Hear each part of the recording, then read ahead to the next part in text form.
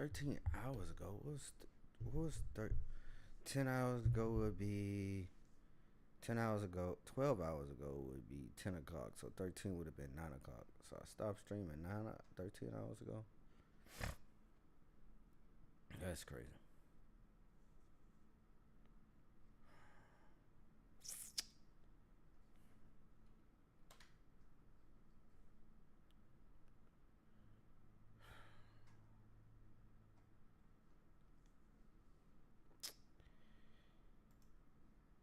Yo, yo, yo, yo, yo, yo, yo, yo. So,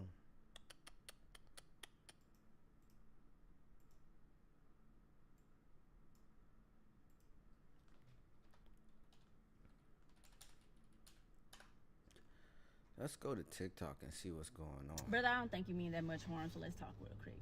The body is one. Let's see what we can see on TikTok, because a lot of times when I'm The reason why zipping God through here, speak to you is because He already did it on the cross. You need to thank God for what He did on the cross. Y'all gonna have me preaching tonight. Y'all be having me preaching. Y'all gonna oh Jesus.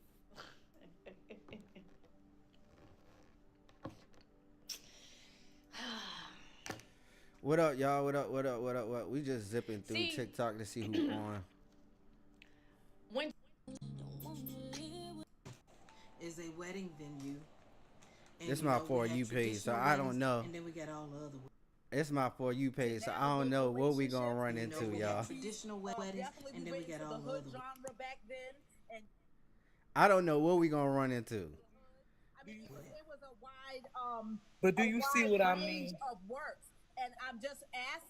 And in with advances in science, As he is, like he said in the comments, diabolical. I don't know. I don't. Saul, he had faith. He went where he was told. He fasted. What does the Angel, I Bible love the teach? conversion We of must Saul. do to be Love saved. the conversion of Saul. Okay. I'm being mad meta today. We being mad meta. Am I streaming on my other platforms? I think I am. I don't know if I am. Let me see. Yes, we are streaming on both the Twitch and on the YouTube. So we being meta today.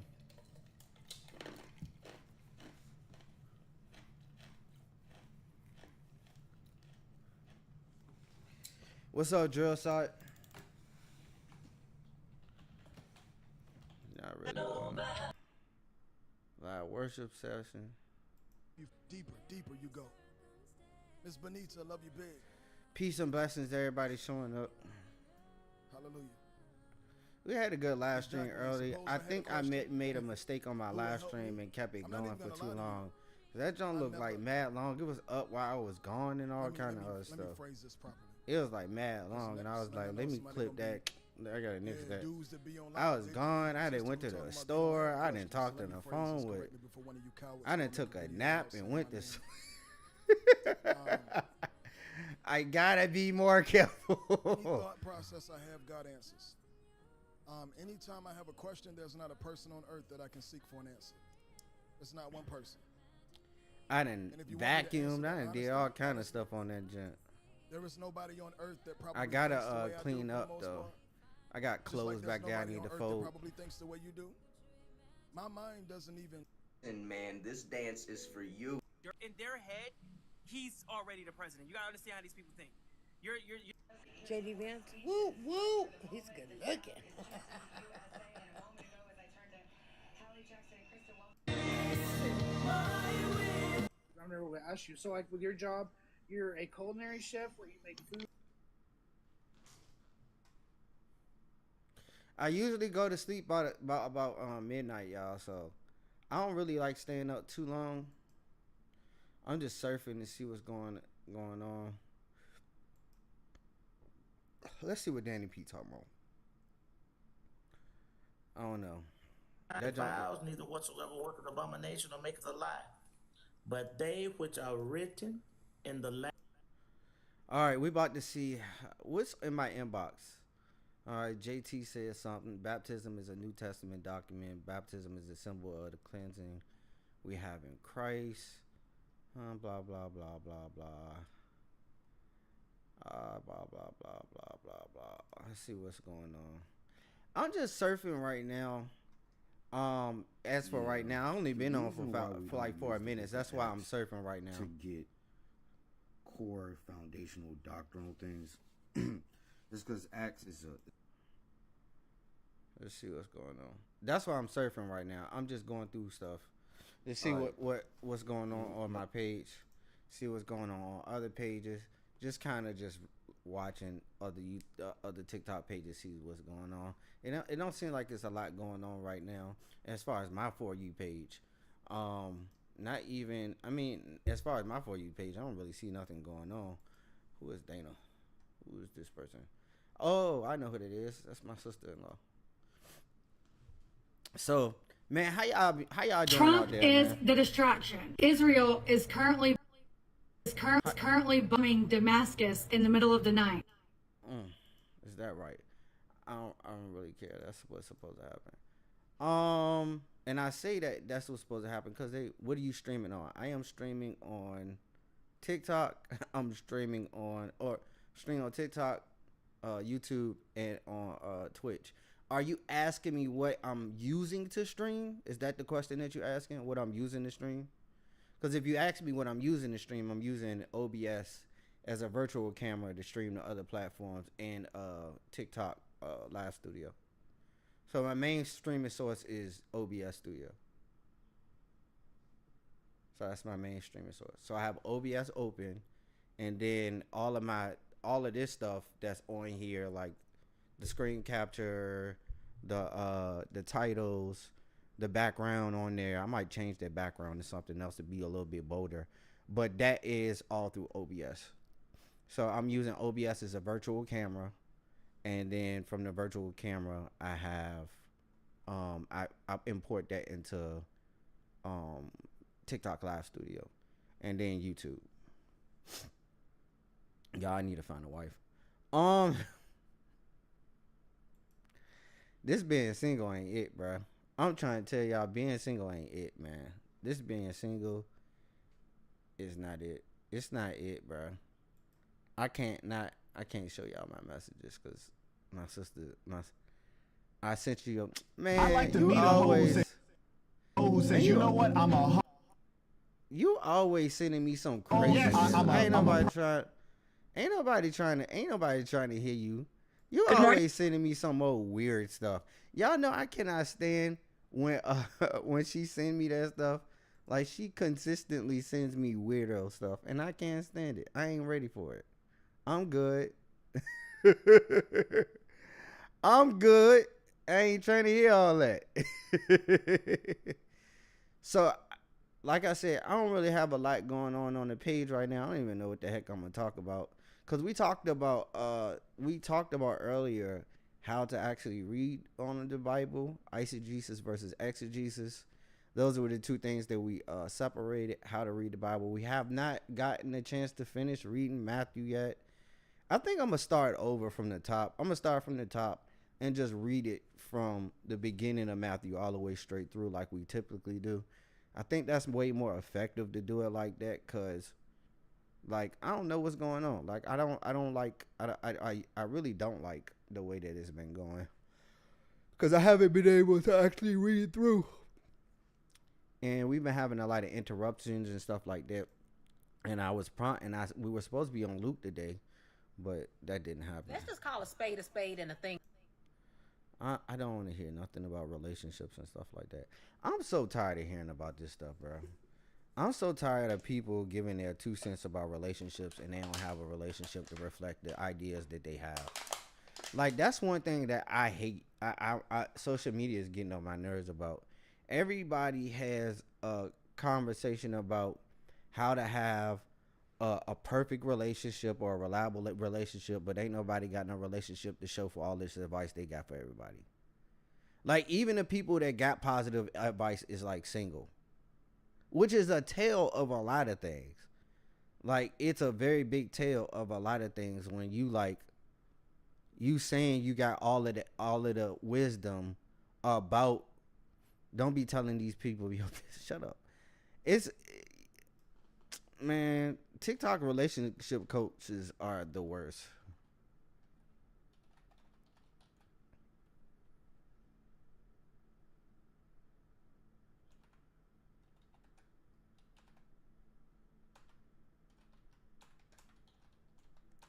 Let's talk about that. Let's talk about the trashness of TikTok relationships coaches.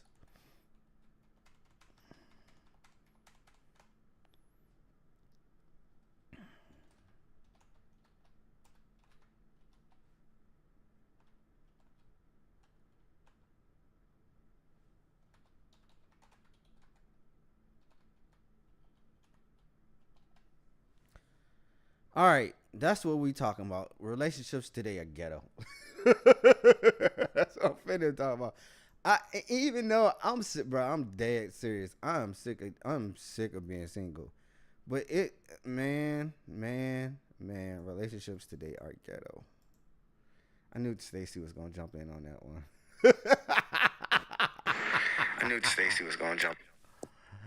I knew you were gonna jump in on that one, man. What you gotta say, man? I ain't gotta say nothing. You had something to say because you jumped in. As soon as I typed that junk in, I seen you flash across the screen. Like, what? Yeah, but relationships today are ghetto. I'm tired, man. I don't want to talk to nobody. I don't want nobody to talk to me. I seen a woman I was physically attracted to at the store today, but I was just like, no, I'm good. You don't need to be. You need to go fast. Matter of fact, you need to go be a what do you call a monk? I need to be a monk. Mm-hmm. Why do I have to be a monk? Why is it that I have to be a monk? Because you just need to go yum humble and gay somewhere. What are you saying? I don't even know what that even means. I need to go speak in tongues somewhere. That's what you're saying? That's weird. That's weird. Yeah, but the truth is, man, I don't. Man, it is so many. Man, people today are just weird, man. It's like it's the expectation. It's the weird expectations of people. It's the. I don't know. It's just weird, bro. It's just weird, man. And a lot of stuff they saying is like, oh, these are mine. And this is not no diss to nobody. Please don't nobody think that I'm talking about them, because I'm not. Get her off the screen before somebody come in and think they be talking about her. Oh, I don't care. I don't care if they think I'm talking about this lady or not, because we know we're not talking about her. They can believe whatever. Man, I could have a picture of George Washington on here, and they're going to automatically think that I'm talking about him. They're going to think about what it. They're going to think I'm talking about anything. I wanted to talk about something, but we can't talk about that. What you mean? What you wanted to talk about? I'm going to text it to you. I don't got my phone on me. Bruh. I'm lying. What did you wanted to talk about, man? What did you wanted to say? I told y'all she gonna send me something crazy, and I know I ain't gonna want to see it. I just find a lot of stuff weird, man. And I'm tired of being by myself. At the end of the day, I'm tired of being by myself. Well, text message. Oh, yeah, we can talk about that. I don't care. I don't really care. Since people got so much to say on their lives. Who said something on their live? I'm just talking about subliminal stuff that's been said. Oh, it's always something subliminal being said about me, and about that. I haven't seen it lately. But I do want to talk about subliminally about what you had told me about what? people calling you trying to be peacemakers, but really ain't no peacemaker. Yeah. And too old to be playing running back and forth between people. Yeah, that's the one thing I don't like about TikTok is like, and that's why I That's the one thing that was keeping me off TikTok for a while, is the fact that because I had a relationship with somebody who's on TikTok, and because I had a relationship with somebody who is on TikTok, my business was being talked about on TikTok, even though I wasn't talking about my business like that. I was talking about other stuff going on, stuff that people already knew. But the main thing was, it was a lot of bashing going on TikTok about me in that relationship, the TikTok relationship. But the thing was, it was a lot of people that had stuff to say about me on TikTok, right? But the thing about it was, they never reached out to me. And that was the one thing that ticked me off, is because you'll have things going on in your real life, and they'll end up and this is the dangers of dating somebody on social media. You'll talk to somebody who has a platform, is on, especially on TikTok, where it's communal, and they'll be in everybody else's lives, and then they have stuff to talk about as far as you go, and then those people will know you on TikTok, but they won't inbox you, they won't DM you, they'll just continue on with the conversation, like, you know what I'm saying? Crazy to me. It was crazy to me, is just how these people be like, "Oh, I'm friends with this person," but you'll sit up there and let somebody just dog them out. Right. Like, me and you, we thick as thieves, and everybody on this platform know that. Right. So I'm never finna sit in somebody's live and let them talk about you. Right. And everybody knows that. There's been times where I've been scrolled across lives, and you were the top of the discussion. What did I do? You told me about it.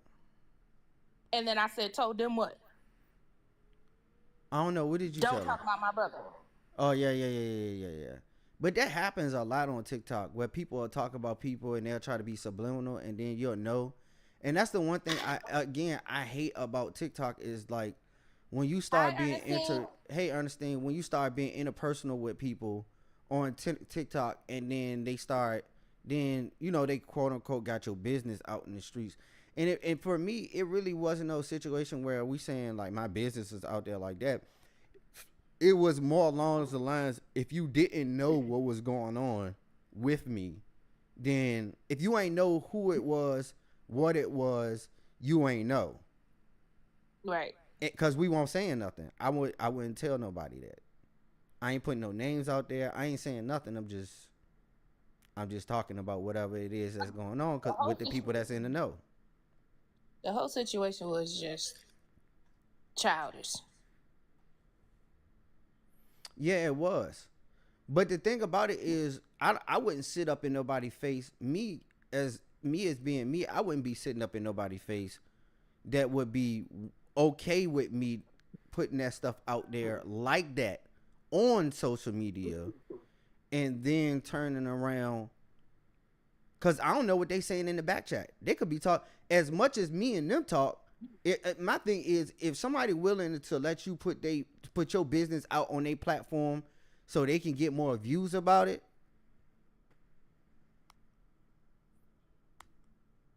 you know what I'm saying? Yep. Because the question is now, where them people at? Where them people at? Where they really at?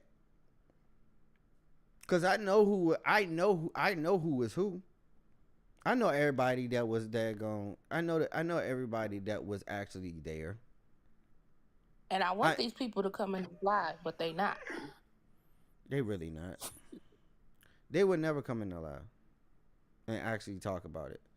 Cause me personally, I would talk about it. I don't care. I would talk about whatever it is that they want to talk about. For lack of better words, I'm with the shits tonight. Sorry, stream. Why you know I don't do all of that cussing and all of that carrying on here.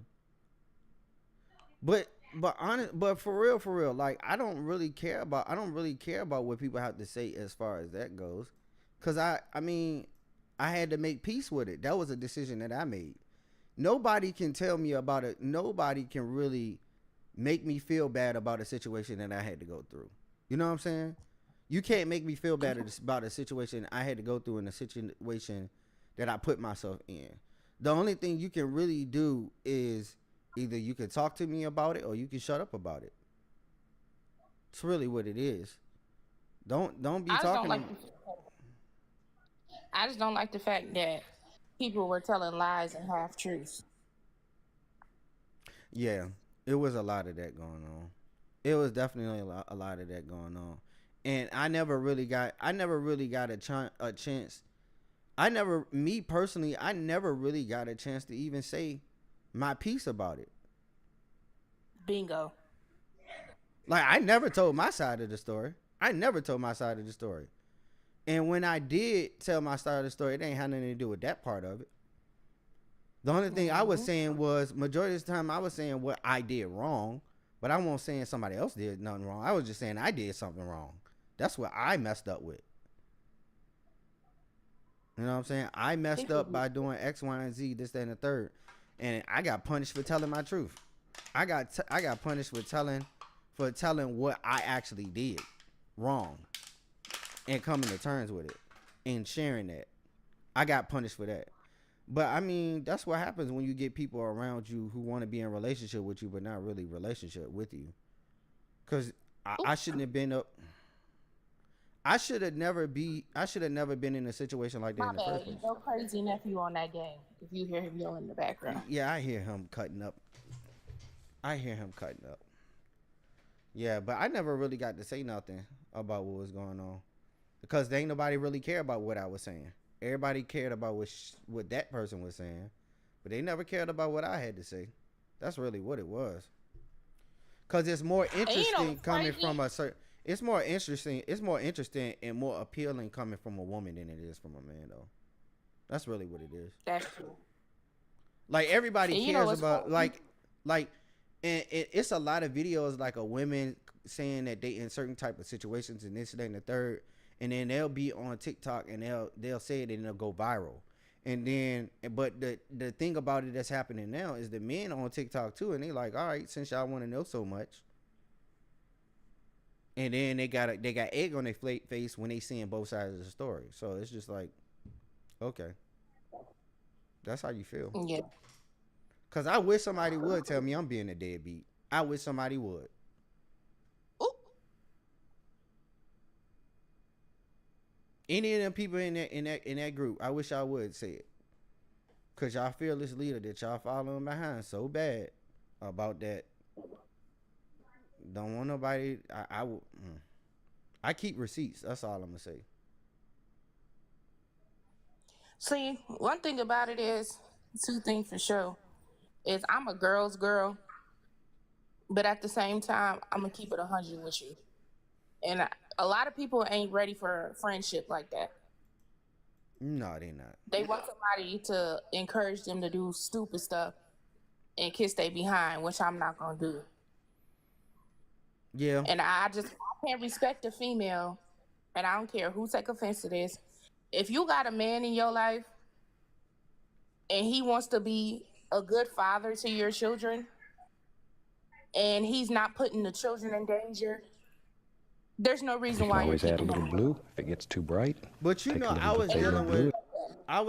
that type of scenario in my I was dealing with that type of scenario in my marriage.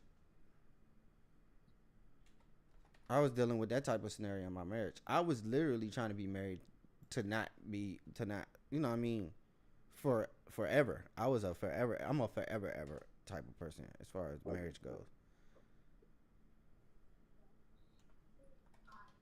Yeah, I'm never going to encourage that. I'm never going to accept that. And I'm always going to tell you about yourself. Because that's not right. Well, because it's not children right. need both they people. Yeah, they do. I'm gonna put this. Especially our boys. Yeah, that's a fact. But you know, there are a lot of people. There are a lot of people who. I just want to be real. Fuel. You know who programmed me to be with a man?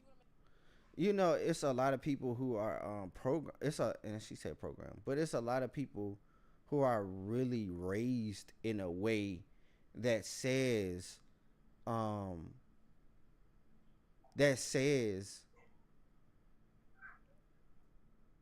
lot about how they conduct themselves in relationships, right?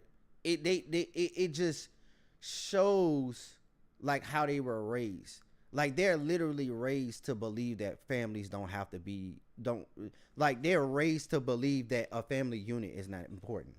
Like a man and a woman being in the same household with children is not important. It's a lot of people that's raised that way, men and women.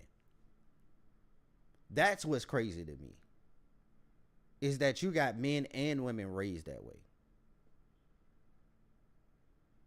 So you can literally be in a relationship with somebody for years and you're disposable based on the fact that they were raised in a way to see family as being disposable. And they be everywhere. It ain't just, it's people, it's a Western society thing where you have a lot of people who really do not feel like it's important to fight to have a relationship with the person that you had children with. And I'm not talking about anybody who's in an abusive relationship where they putting hands on you and stuff like that. That's not what I'm talking about. What you was gonna say, Stacey? That's true. I don't know. Women are weird and men are weird, but what's really weird to me is this baby mama culture. Like I told you this, and I've told other people this. I'm embarrassed, like literally embarrassed that I let a man baby mama me. Like I don't want to be no man's baby mama. I'm sorry. I don't aspire to be nobody's baby mama. I aspire to be somebody's wife. Let's talk about that. Where does that come? Where does this baby mama, baby daddy culture come from? I don't know. I have no clue. But it's running rampant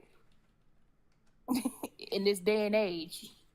Like people really are like, it is a lot of women who They're are like cool. They're like there are women out here who are like cool and content with being a man's baby mama. And that's it. That's weird. Yeah. It's very weird to me. And there's men out here who will lay down and get a woman pregnant before they'll make them a wife. Make them a wife. Right.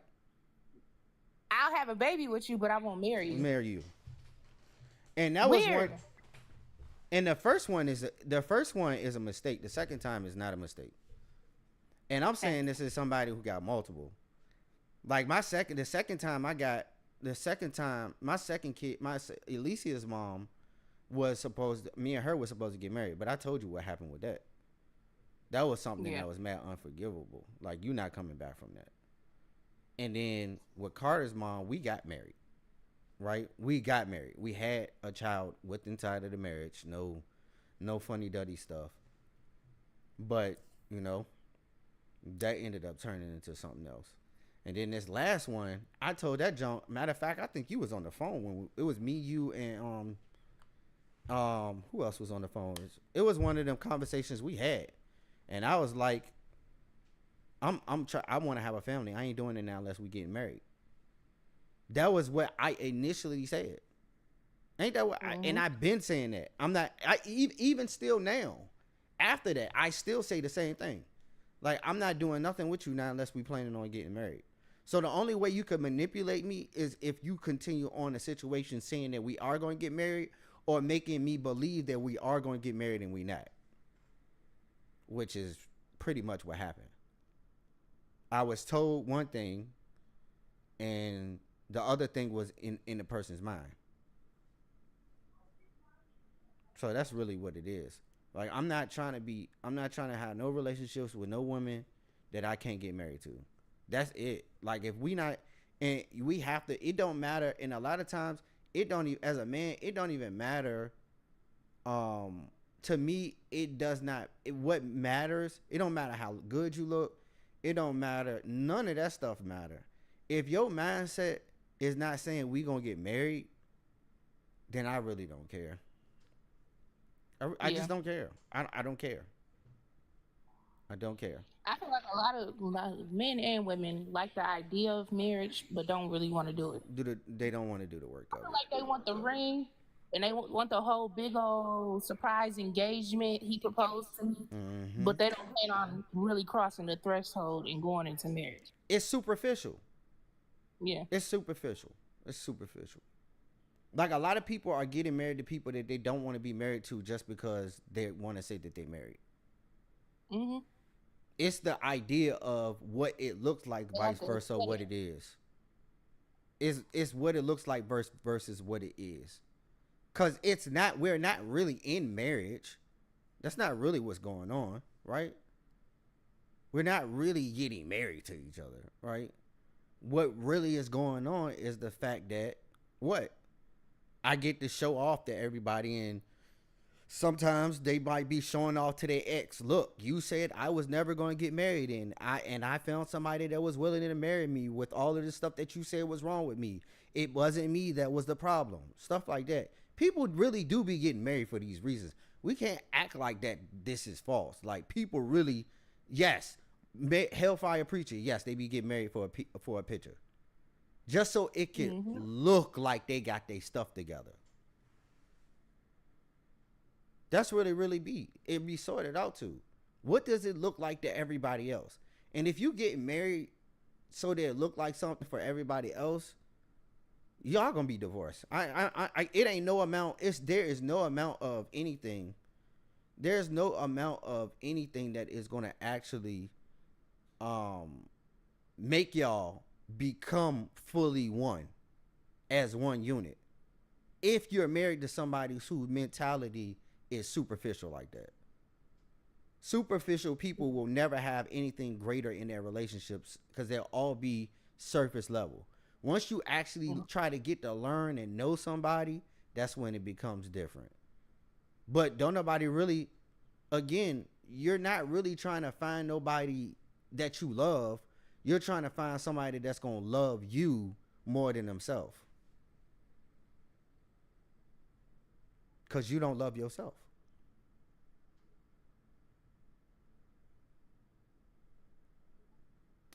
Dang, Stacy, why you being so quiet? You had everything in the world to say. No, because I'm trying to get your nephew to get his little butt in the shower so he can go to bed for camp. Man, I guess. But yeah, anyway, that's what it really be. And that's all about an expectation. That's really what an expectation thing is. The expectation of it is that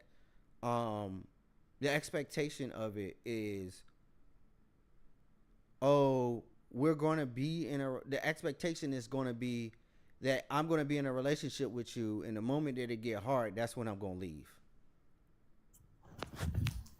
But that's different between we're in a relationship and you're being abusive towards me, therefore I leave. No, some people is literally like my last relationship was as soon as I got into a hard spot, that's when the person wanted to leave.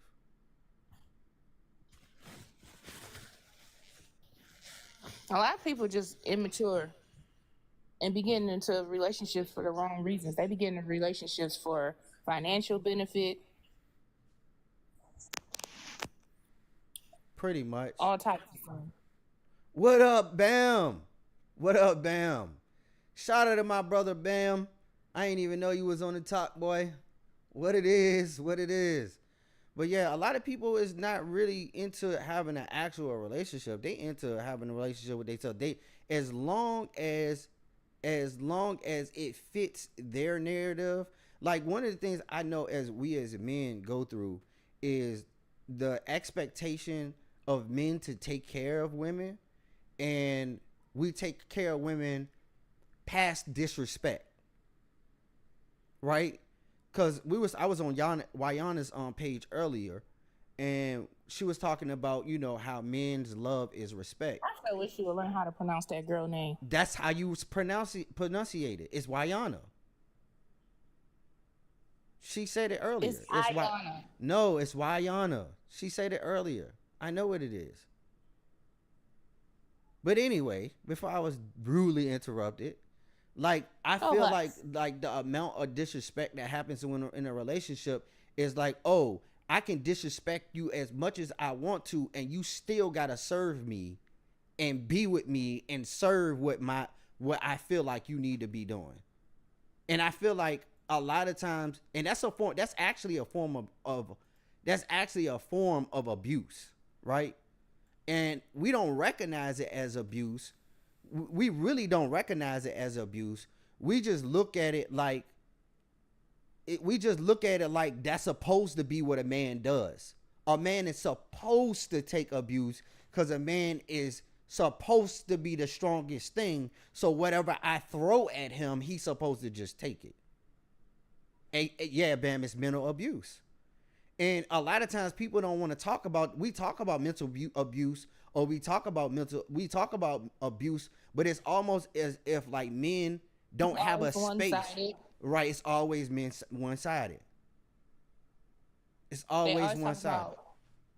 Abuse, and it's always from the man doing it to the woman. We don't talk about a woman doing it to a man. And there's a lot of women out here who are verbally abusive, physically abusive, sexually but we don't abusive. want to talk about that too. Because sexual abuse is a thing that women do more than men do in relationship. Talking about relationally.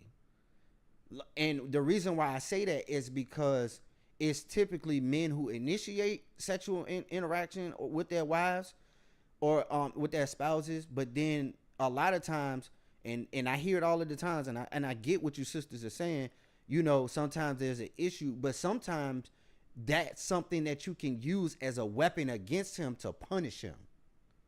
Yeah, that's not cool. I don't feel like you should be weaponizing sex in a relationship. Yeah, it's abuse. You know what I mean? Like, but I don't know. You know what I went through in my last relationship. Mm-hmm. But it's a human thing too. It's a human thing because I've heard that women go through similar things too, where their husbands will do the same thing to them. Oh, he ain't had sex with me. He out with his boys. He worked this, that, and third. And my question is always going to be twofold. What are you doing? You know what I'm saying? What are you doing in your relationship to your spouse? But also, what is your spouse doing to you? So it's twofold. Are you escalating it by your behaviors? Or is it just a behavior that's already been there since y'all met? Because sometimes, like even with Carter's mom, it's more along the lines of that behavior was there before we got married. Yes. Are you passive aggressive? Those behaviors, but so too, were you so sprung in love with who you was with that you ended up removing those red flags or looking past those red flags to initiate relationship because you minimize how big that type of red flag it was. The red flag of, I don't know, somebody forget their socks in the floor or something like that. Like that's not really a red flag where I would be like, oh, somebody, you know, we can work on the cleanliness of the house. Now, hoarding, like if that's something, there's different layers of it. If they're a hoarder, that's totally different. Like you walk in somebody's house and they're a habitual hoarder. That's totally different than somebody just, you know, they might have missed the spot in the floor, or they might got a dish in the sink or something like that. That's not the same, right? And all of those things can become abusive behaviors or toxic behaviors to create an abusive atmosphere. So nonverbal communication is one of the things that we talked about that earlier. Like I was saying, I was on Wyana's page, and she was talking about, we talked about communication, and she was saying that she wants her man to be able, and I don't want to tell her story, but this was a conversation that we was having, and I was trying to have it back and forth with her through the comment section at the time, because I wasn't trying to get nobody boxed. And it was more along the lines of having a conversation of how communication is supposed to be effective. Like she was like, I don't want my man to ask me what my favorite color is. I want him to figure it out, or Wait, I want him to just know through interacting with me. Ain't that kind of manipulative? I don't know if is it manipulative? But I don't know. I kind of see what she's saying, because if you be around me a lot and you're a man who's interested in me and you're a man that wanted to potentially date me, you get to know the stuff. You'll eventually see, oh, her favorite color is gold. She wears a lot of gold jewelry. Right. All her phone is gold. Her laptop is gold. Yeah. She wear a gold eyeshadow. You know what I mean? Her watch is Apple Watch. You know what I mean? Right. What's up, Jay? Yeah, so, you know what I mean? Stuff like that you can figure out, but what if it's not that obvious? What about certain things that are not that obvious? Like, right. And then the other part about that is like, and Bam asked this, he said, once you get it wrong, then what? What about the grace that's supposed to be given? They get an attitude. But what about the grace that's supposed to be given to somebody? And one of the things she talked about, she read in a book, and I think it was interesting that we having this conversation, because that's not what we started this off with. But the one of the things that was she was saying that a lot of times what we get mad at our spouse, at our partners for, is what we're already angry with ourselves about. So it's more along the lines of you manifesting a part of yourself to them as a reaction. So like sometimes we won't have forgiveness for our partners because we can't forgive ourselves. Right. That's true. So it goes into, and she hearkened it to, how do you love your neighbor as yourself? So if the law says love your neighbor as yourself, but if you don't love yourself, they don't love themselves. They don't love themselves. Also, they don't even know themselves, right? So like within my last relationship, there was a lot of sexual confusion that I didn't understand, that I wasn't privy to upon having a relationship, you know, but there was a lot of sexual confusion going on in that situation. So because they didn't understand that part of them, that became my problem. You see what I'm saying? So yep. It wasn't about what I was doing. It was because that person wasn't willing to make it clear that's what they were going through because of pride.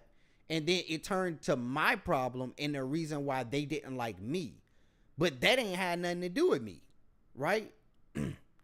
Like, I don't know how you can make that my problem if that was a you problem, right? That was you. You did that. You did that to yourself, right? But then equally so, it's like even with me, like I was, like even now, like I have a problem. Like right now I have an issue with physical touch.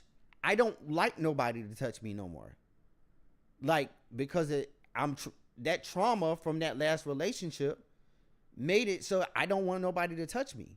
And it manifested and made itself so apparent in a situation I had recently, where I was literally freaked out about somebody doing a service for me, right? That I couldn't even get through it because I was so nervous. And she was like, nah, I don't want to do this for you.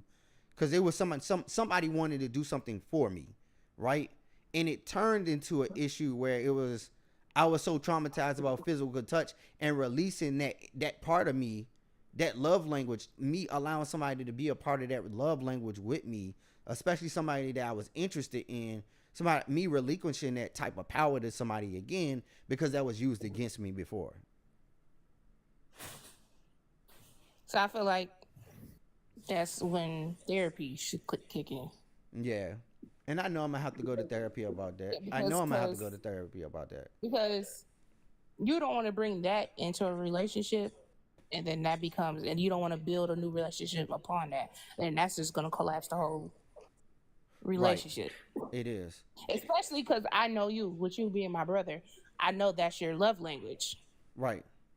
So therefore, that's traumatic. So we're going to have to figure that out. Yeah. So that's like me cutting a part of myself off. That's like me cutting a part of me off, having to deny myself in a certain area. You know what I mean? Because that's what I like. I like being around people. I like, you know what I'm saying? I want a relationship where I can enjoy the person that I'm with.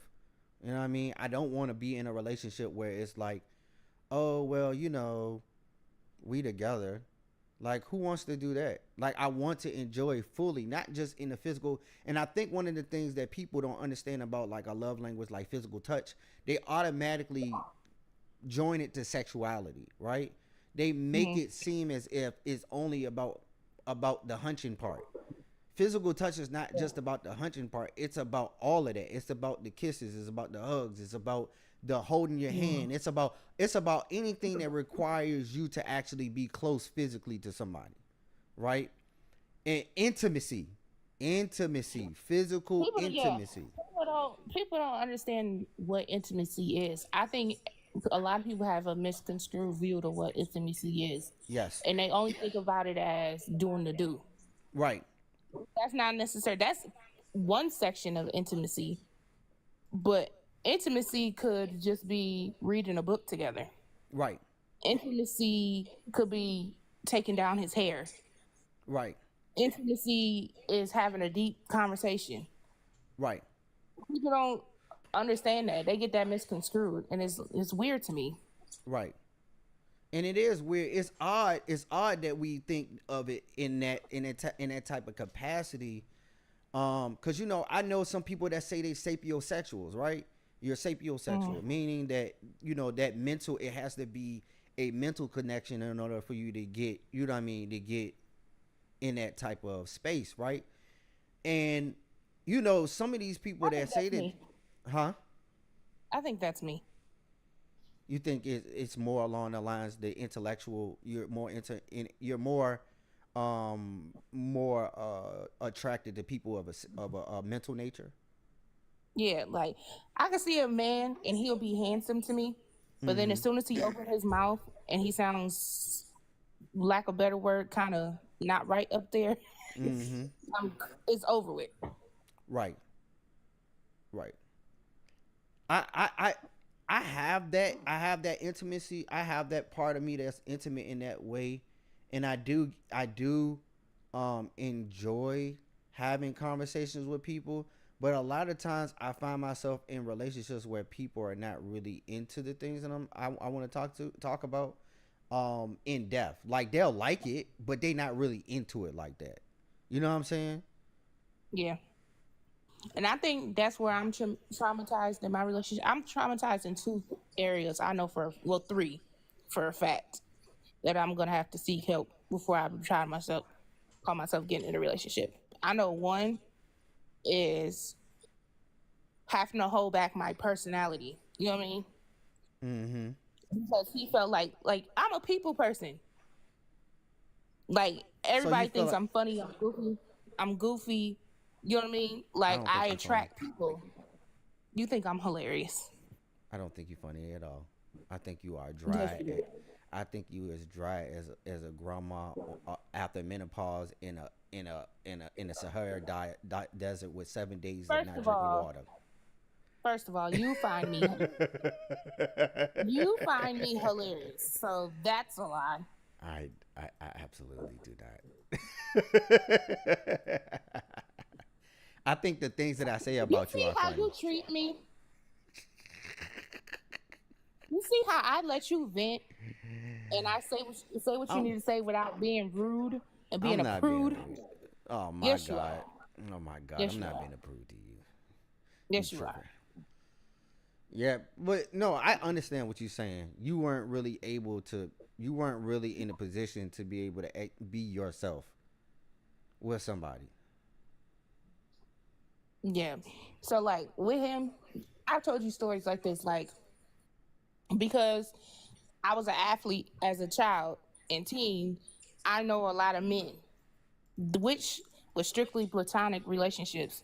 Strictly, I knew them because I was an athlete. And let's be real, athleticism is more male dominated. Right. Let's just be real. Like far as the coaches, men. Staff, men. You know what I mean? So it's like I be around a lot of men. So it's like we'll go out and we'll run into people I know.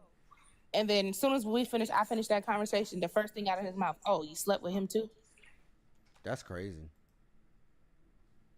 So it's like going out, I was always like had anxiety attacks every time we would go out because I was scared I would run into somebody that I knew and then it would start a fight. So it's like now I still experience that. Just like when I went out for my birthday. I'm not with him anymore, but some reason I'm at the bar and I'm having a whole anxiety attack. So my question, all right, question. Are you ready? Are you ready to actually have a relationship where you can actually work through your issues with somebody? Would you be willing to do that? Are you at the point where you would be willing to relinquish that to somebody else for them to actually be a part of the process to help you through your trauma? I don't know. I don't want to say no and I don't want to say yes. I don't know because I'm not actively dating. And I don't want to date because I told you I got too much going on, especially with me about to start nursing school. I'm not going to have time for nobody. I really don't want to date because I think I'm by me being by myself, I'm in a vulnerable space where I know I don't want nobody to come in and mess me up. Yeah. I think that's what I really don't want nobody coming in my space and messing me up. Like, that's really what it is. Like, I don't want nobody. Yeah. I know I want to be married and I know I want to be in a relationship with somebody, but I just don't want nobody coming in and messing me up again. Cause like when I got out of that relationship, when I got out, when you mess up, you actively look. Yeah, and I really don't want to look for nobody. But I'm a man. But at the same time, I'm a man. So like, there are no women that's just going. I have not. If a woman were to shoot her shot at me, I would like. If a woman, it would be. I can't say it would be weird, but I've never had a woman shoot. No. I've never had a woman shoot her shot at me that I recognized it. That's one. But also, two, the other part about that is, like, I'm a man, so I'm not expecting a woman to shoot her shot at me. Right? So it's kind of like, as a man, we don't have no other choice but to shoot our shot. Because if there are no women actively shooting a shot at men. Like, yes, I don't. Yes, man, they do. That is not. I'm gonna tell you. I'm gonna give you game. Women shoot they shot so funny. Like, shooting our shot to us is like saying you smell good. That's us shooting our shot. I swear. I swear. If a woman goes up to you and be like, "Oh, you smell good." But I get that all of the time. But what does that even mean? That's a compliment. And you know, men don't get compliments like that anyway. So it's just like, oh, somebody complimented me. Or would they be like, oh, you got a haircut. You looking good. That's us shooting our shot. Right. But what does that mean? That don't really mean nothing. Not drop a, see, that's what I'm saying. Dropping an invisible handkerchief. I don't even see it. Like, you know what I'm saying? Like, I think what we as men are looking for is if somebody like us, like, just say it. Like, actually just say it, right? Oh, no, we're never going to say it. Exactly, and we never, exactly. But that's the difference. So with me as a man, if I want to talk to somebody, I actually have to go out and get the rejection of putting myself out there like that. But if I were to receive somebody, because to me, really, if at this point where I'm at right now, if she don't tell me she like me, I will never take her serious. I'm never gonna take her serious. I just feel like a lot of women. I can't take you serious if you ain't gonna say you like me back. That's it. I just feel like a lot of women feel like they gotta be in a safe space for them to be vulnerable. I'm not finna just go out there and be like, tell a man straight up, I like you. For him to be like, girl. But you see what I'm saying? Achy, breaky heart. You're not about to break my achy, breaky heart. I'm sensitive. But you know, we have to do that all of the time. We literally have to do that every single time. Every single time. Every single time I got into a relationship, it was because I put my neck out there, and it was, you know what I mean?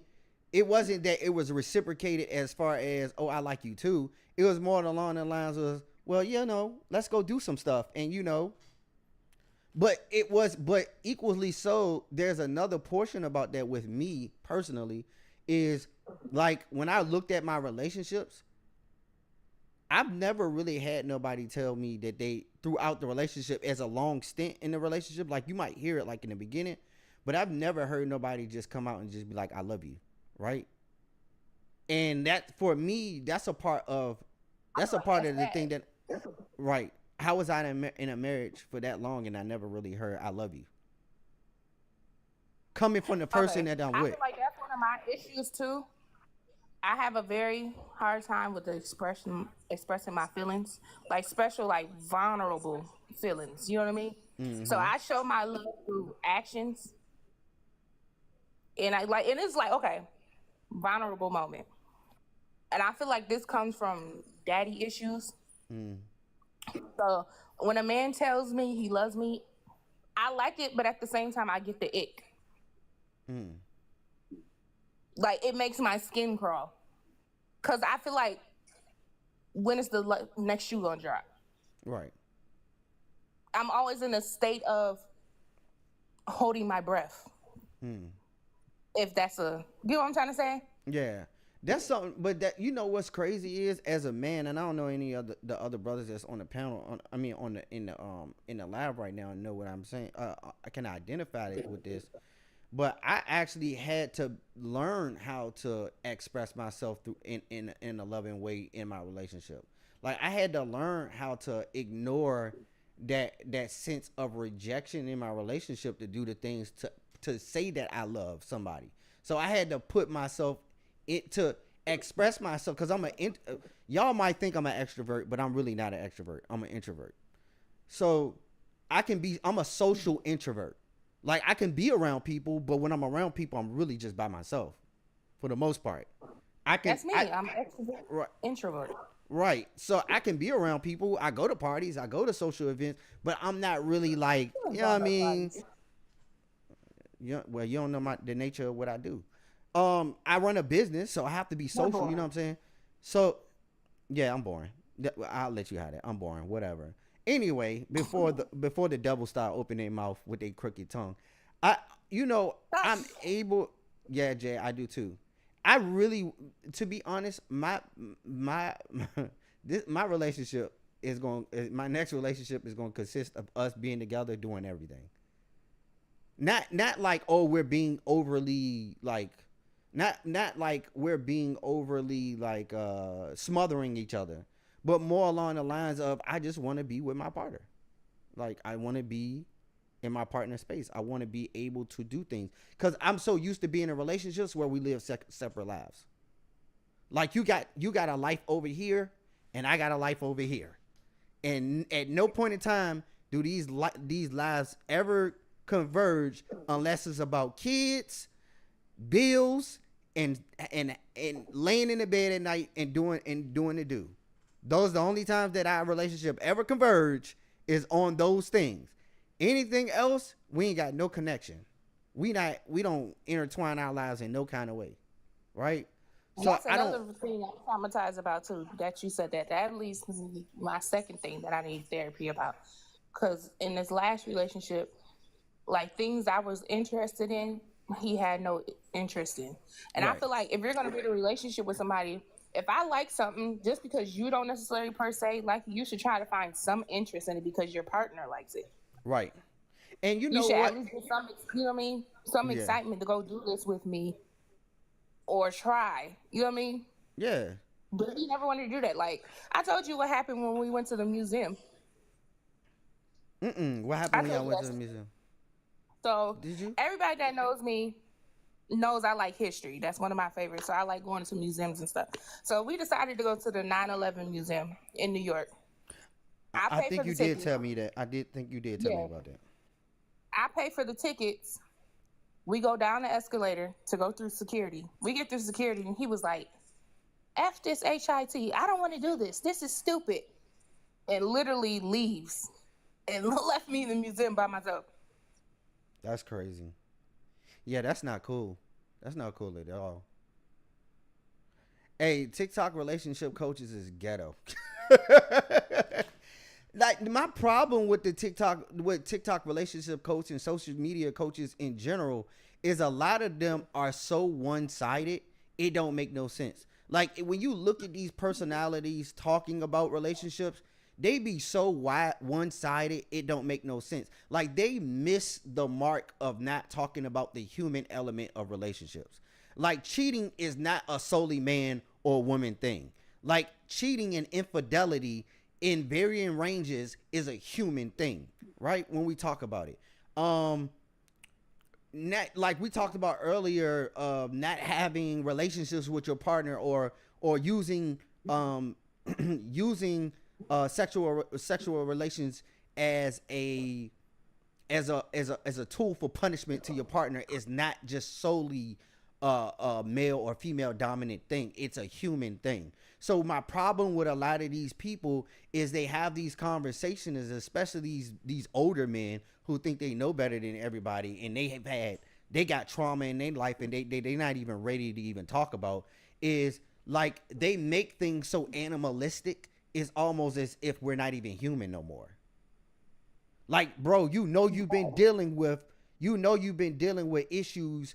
You like 50 years old, you can't get it up, and you dealing with you know what I mean? You dealing with issues as far as your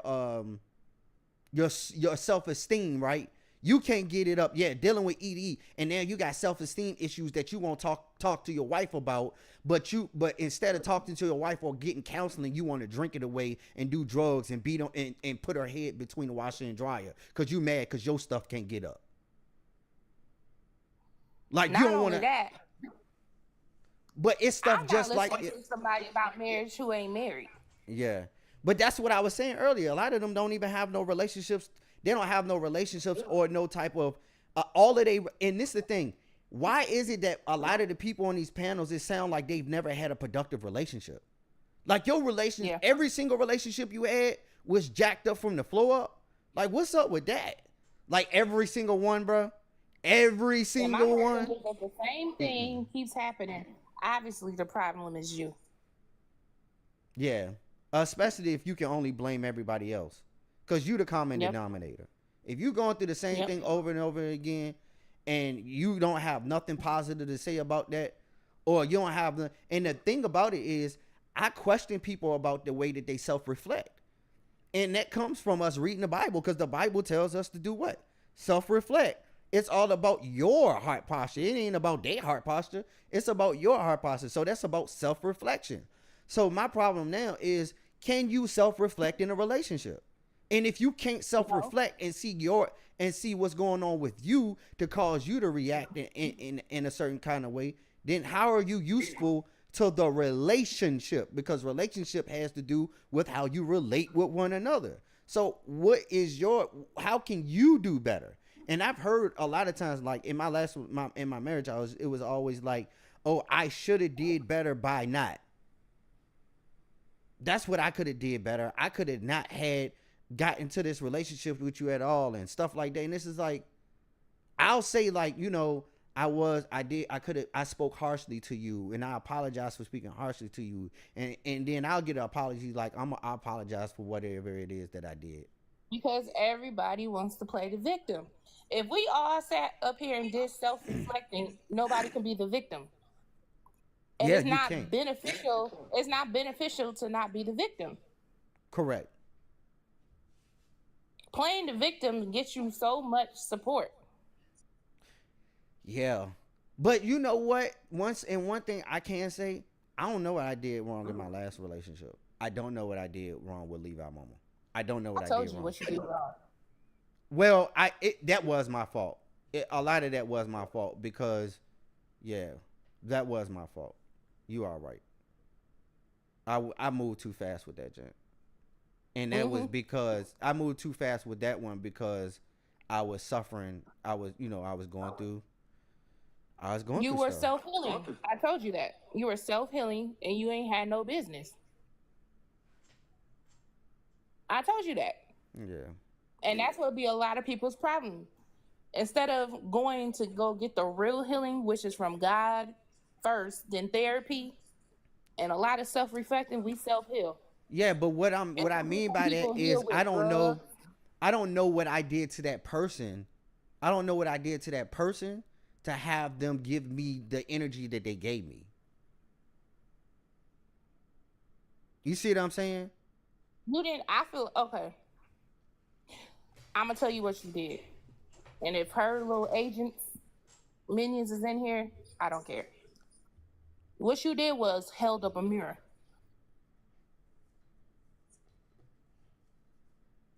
What you mean I held up a mirror? She had to see herself when she got with you. And she ain't like what she saw. So she lashed out.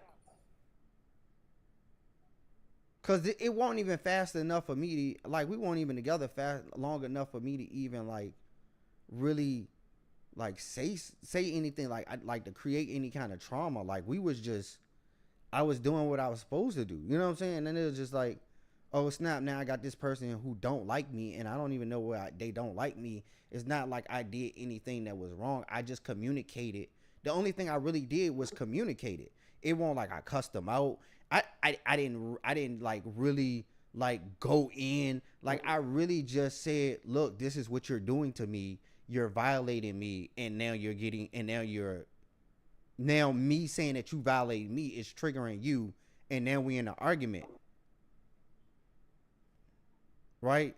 So it was like, so that's why I was saying in that last one, I didn't know. It's nobody special.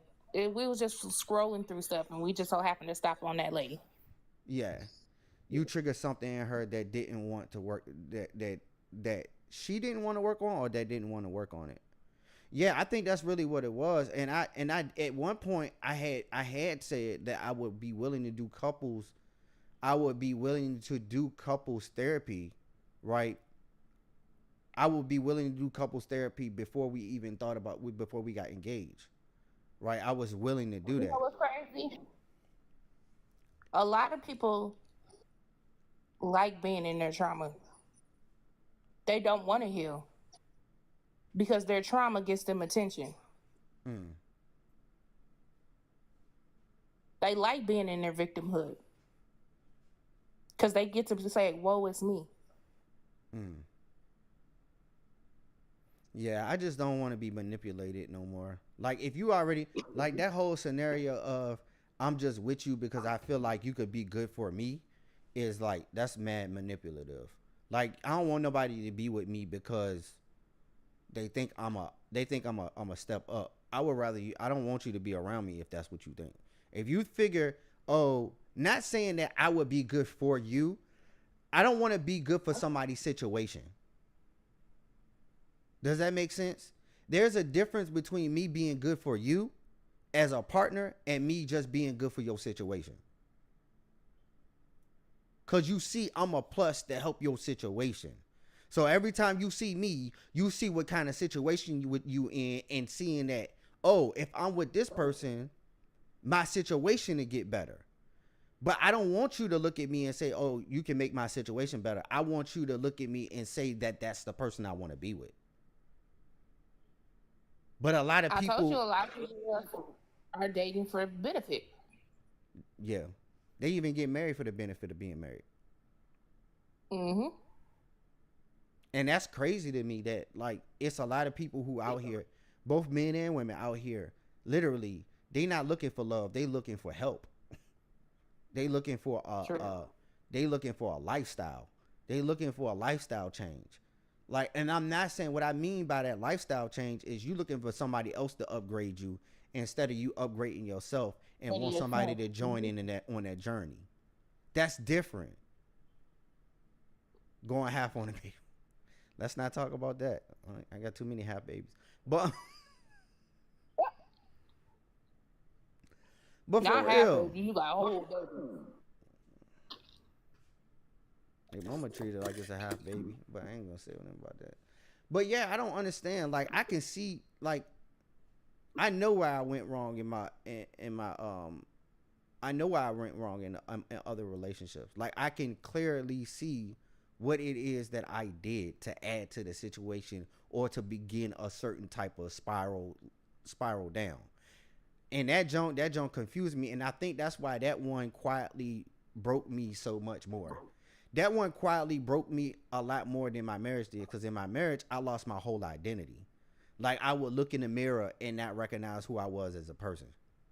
Like, I literally would look in the mirror and disassociate myself from who I was. Like, I'd be like, I don't even recognize this person.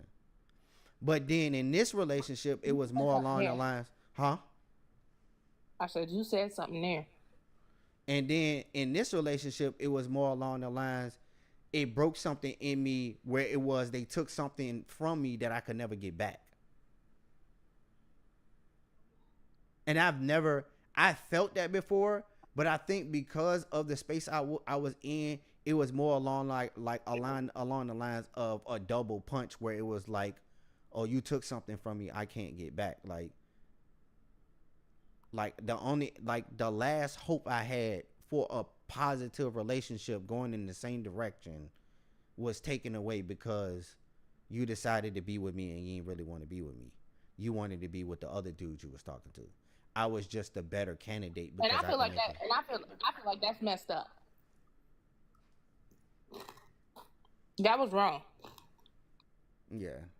Because I feel like that was manipulative, and she played in your face. She did. But the thing about it is, it was like she wanted me to drop all my eggs, and she was like, oh, well, you should drop your eggs, this and that third, if you're going to talk to me, blah, blah, blah, blah, if we're going to be serious. But I ain't had no other choice. I had no other choice but to drop my eggs, right? No, you had a choice. I did, but I'm not. You just chose to be a dun-to-dun. No, I decided to be faithful. Excuse me. I decided I didn't want. I'm a serial. I'm a serial monogamous. I don't like what. No. Bro, I do not like dealing with a whole bunch of people at once. I don't like dealing with a whole bunch of people at once.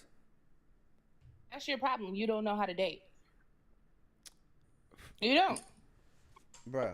Because I'm not being faithful to somebody. Do you understand? Like, who establish we really want to do this for real. But look at it like this. I already did that. You do her for 2 seconds. Hey, 2 seconds, bro. A lot of that stuff did get escalated real quick. But I'm saying what I'm saying is no. This is what I'm saying. And when I was younger, I did that. Like when I was younger, I had a roster. And when I was younger, I didn't like. Man, me and Jay on the same page. I don't want a roster. I enjoyed it in my 20s. I had a roster in my 20s. Man, I had a roster in my 20s. I had a revolving door in my 20s. Womp womp. A revolving door in my 20s. Like, I had a roster. Okay, so let me. And I would not commit myself to nobody. Right? Let me explain myself. But eventually, I got older. I didn't want to do that no more. I'm just like, I don't want to be up in everybody's face. My whole thing is, I'm going to talk to multiple men. Period. That doesn't mean I'm out here sleeping with all of them. No, I'm not saying that either. It just I'm dating, I'm dating. And I'm letting them all know that you're not the only one. This is the Hunger Games, baby. May the odds be in your favor. That's a lot of mental energy that I'm not willing to express anymore. Bro, I am 38. I'll be 38. I'll be 38 next week. I don't have the mental capacity to be chasing after multiple people, like, or to be, because you got to remember, how is dating? I'm a man. I am a man. You have to understand that when I'm dating a woman, that y'all are not those who are going to put energy out like that, because y'all are majority of the time y'all protecting yourselves. So as a man, I'm trying to figure out how to get that connection strong enough. You got to understand it from my position. As a man, I have to put. As a man, I got. That's not true, because every man that's.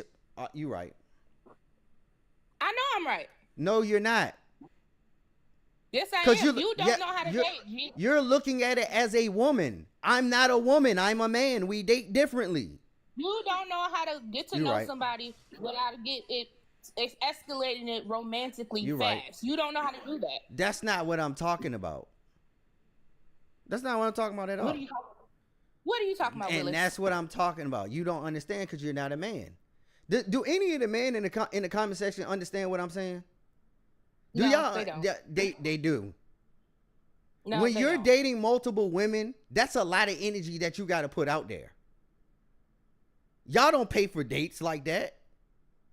Y'all Why don't. do you have to do something that you gotta pay for? Bro, that's Go not have the a only picnic part at the of it. park. That's not the only part of it. Have Like you I said, ever you don't know how to have date. you ever juggled women before? Do I look like I date women? Okay, so how you gonna tell me about my experience as a man? Like, what are you talking about? You've never had to juggle multiple women. Right. Come on, VA. So how much energy do you have to expend in order to juggle multiple women? Not a lot. Bro. Because if you're honest from the beginning and say, yes, we're Get outta dating, we're cool, we're getting to know each other, Thank and you. I'm seeing other people. It don't even matter. You're not an adult in the situation. Cause she said I don't know how to date. You're She probably said, going in a situation hold on. like, I'm gonna keep this one over there, I'm gonna keep this one over there, and they ain't gonna know about each Bruh. other. That's probably your mentality in the situation. They don't need to know about each other. What they need to know about each other for? And I'm even not if saying they, you gotta know, but name even, them exclusively, but I'm just saying. But even should if know they that you're do- seeing other people. but even if they do, there's still something there. Like even if somebody, okay, let me put it to you like this. Even if you're dating multiple women, those are multiple personalities that you have to deal with. One of those women one or more of those women are gonna want you exclusively, and they're gonna try to get you exclusively to themselves, whether that is using emotional manipulation or just emotionally attaching, trying to take up more of your time. That happens. So when you're talking about this whole, oh, you don't know how to date, this and the third, I'm telling you from a man's perspective, dating multiple women is not as easy as it is with y'all when y'all have multiple men ringing your phone anytime of the day. It's not like that. Y'all not initiating like that. Y'all don't initiate like that. Why do you think that women just out here initiating anything like that? Y'all don't initiate I gotta walk up to you and talk to you. I gotta initiate and figure out what kind of date we supposed to go on for our first date, for our first initial. I gotta keep the conversation interesting. All of these things are things that happen when you're dating people and you're trying to get to know them. But majority of the time, a lot of the stuff that has to do with the initiation of that is on the man's part. And you don't understand how much energy and how much mental capacity you have to put to that. Because again, you're looking at it from a woman's perspective, where y'all got men calling y'all phone. Y'all still got exes calling y'all phone, right? I rarely get the hey big head text. I don't get the hey big head text like that. I do. Hey big back. Shut up. I do get the hey big head text like, hey, I was just checking on you. Hey, I thought about you. I get that rarely. Where y'all can get that almost every 15 minutes because the man private's getting swollen. You see what I'm saying? Y'all inboxes be filled with penis pictures and all of this stuff, all of this other stuff. I seen a video Jay did. I seen a video Jay did, and she had the dude she was dating. I seen the stuff that they were saying, and you know what I'm saying, to her, and I was just like, oh, crazy. I don't get that but you don't get that same energy from women.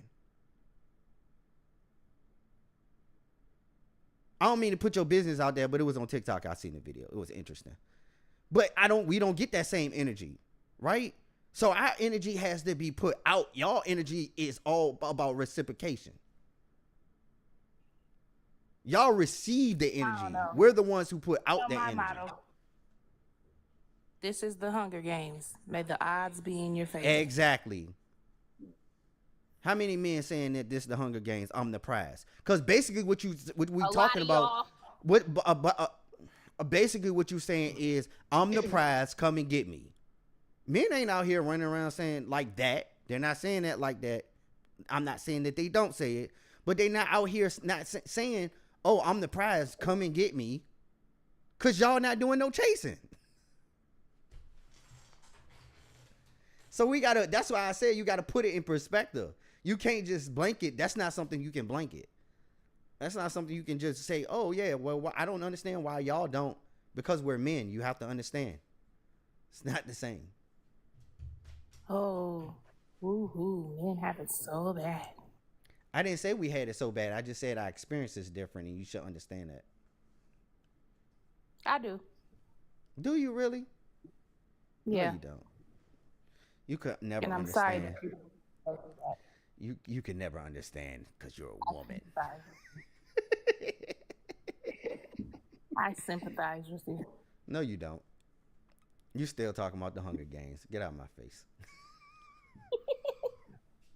Katniss Everdeen. Yeah, or whatever. But yeah, that's why. That's like why. you should stop You said what? trying to do the big. I feel like you should stop doing like the big shebang dates. So you want me to stop being myself? Why can't you do something that's cheap? Go sit at a coffee bar. 'Cause Why you always gotta go to? Cause I ain't no cheap nigga. And that's your problem. And like I said, you don't, and you just keep proving my point. You don't want to date. You're showing your hand. You're showing a hand to a bird, and then you're gonna get birds. Yeah, you're right. I know. Let me ask any of the sisters in the chat right now. Y'all ready for the coffee dates? Y'all ready for the let's just go get drinks dates? Is y'all ready for that? Let's just go walk in the park date, first dates. Yup. Jay says she okay with it. Okay. Do y'all think as a majority? Let me ask this question. As a majority, and I would have to talk about I would have to talk about this. As a majority of women, do you think a majority of women would accept something like that? Because and that's how you separate the birds from the women. Stacy and Jay could be just like unicorns. We just got 2 unicorns in here. No, that we are not unicorns. Y'all just don't know how to date, like I keep telling you. I'm teaching you how to weed out the birds, and you ain't listening. I guess. Well, if you suggest a coffee date, and she goes, "I'm too good to be," you know where her head is at. Yeah, I feel you. I just like doing nice stuff. Look, I don't always take do nice stuff for the right person. Yeah, but I don't always go. Ruth Chris is not always the first date. Like that's not always. And Ruth Chris is not even fancy. It's not. It's not. I got places that's way more expensive that I didn't been on dates with. But that's not always the first start. Calling me. I'll be right back. So like I've done travel dates first. You know what I'm saying? I've done the travel dates, going out of town and this, that, and the third. I've done all of that stuff. But I've also done the park dates where I actually make something to take to the park, like the picnic dates and stuff like that as a first date. I've done those too.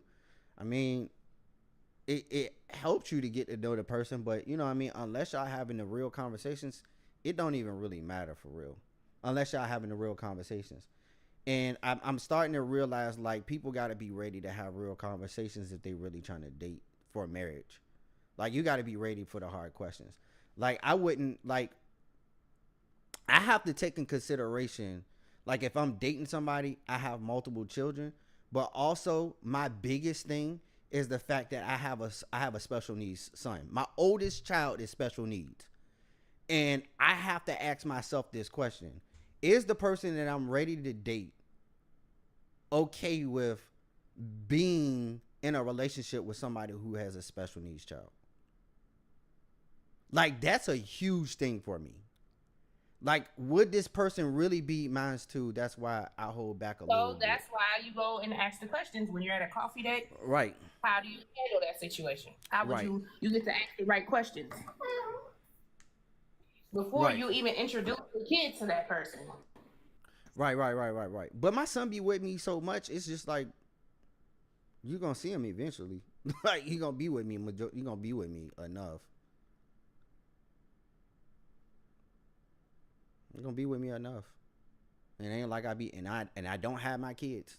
I don't have them.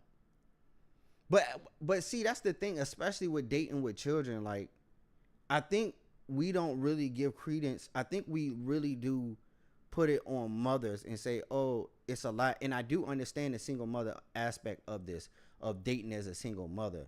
And I do understand the male standpoint of being a father who has children, dating.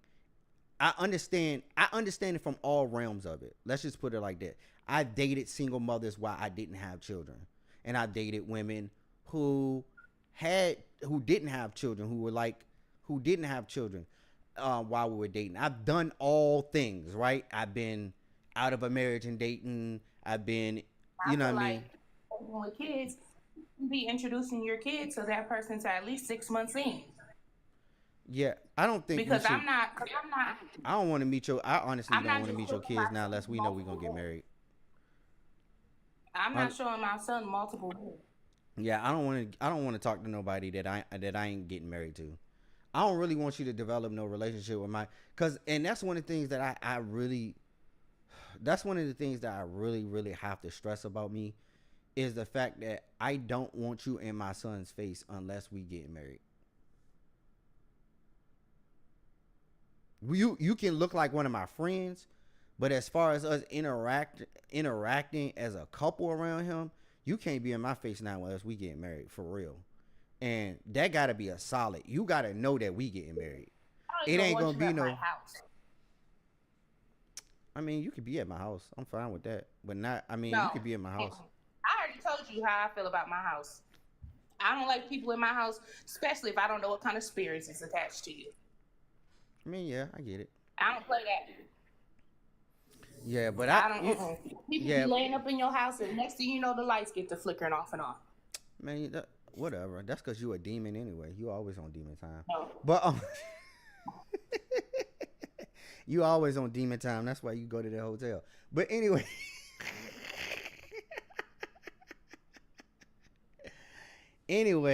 But seriously. Now, if I get to talk about people's backs and how they ain't got no kneecap, who ain't got no kneecaps? then I'll be wrong. Who ain't got no kneecaps? Your thighs fold over your knees. Leave me alone. Leave me alone. All right, then. Stop picking with me. Stop picking with me. No, I don't. This is what y'all hear this. People in the comments, who been talking about who this whole entire live? Who been starting with who? I guarantee you they gonna say started. You started it. You did. You did start it. You've been talking about I got a big back and all of this other stuff. You've been saying that this whole time. Like, come on, let's stop. Stop it. Stop it. God don't like liars. You started it. You started it. Whatever. So moving forward anyway. I really am like, I really would want to be in a relationship, but that don't gotta be right. Like, I do not want no half energy relationships. I don't. If you're gonna be in a relationship with me, you better be ready to give reciprocal energy. Because the energy I want to put out and it's not necessarily that whole 50-50 conversation. Because 50-50 to me means more than just financially. 50-50 means like I'm giving half energy, you giving half energy. I don't want half energy. I want all your energy. If you're gonna be with me, you gotta be with me up front all the way together. Like, and I'm not asking nobody to be perfect. Like, I watched that one balloon pop where the dude was talking about, he was like, how many kids do you have? You got 3? About 3 baby daddies? I watched that jump. Dude was tripping, but I understood it.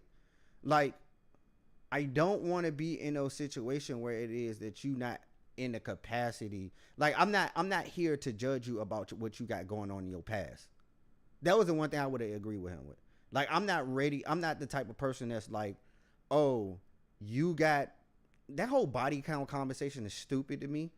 And it's stupid to me on so many different levels, especially when you talk about men that proclaim that have like. Yeah, it is very immature, but it's immature in the fact that all of these men touting and running around talking about how big their body count is, but they don't want nobody with a similar body count. That don't make that's literally stupidity to me. You don't, basically what you're saying is you don't want nobody that's like you. Because men look at it as, because they're doing the penetrating, that is not as bad. They getting penetrated too, but they don't understand where they getting penetrated at. Because a lot of them are having intercourse without condoms. Mm-hmm. You still taking in her fluids. Let's just be real. You still taking in her fluids. You kissing these women that y'all say that be thotties and all of this stuff. Y'all kissing on them and doing all kind of other stuff with them. You still taking in their fluids. So let's stop that. Y'all putting y'all mouths on everything.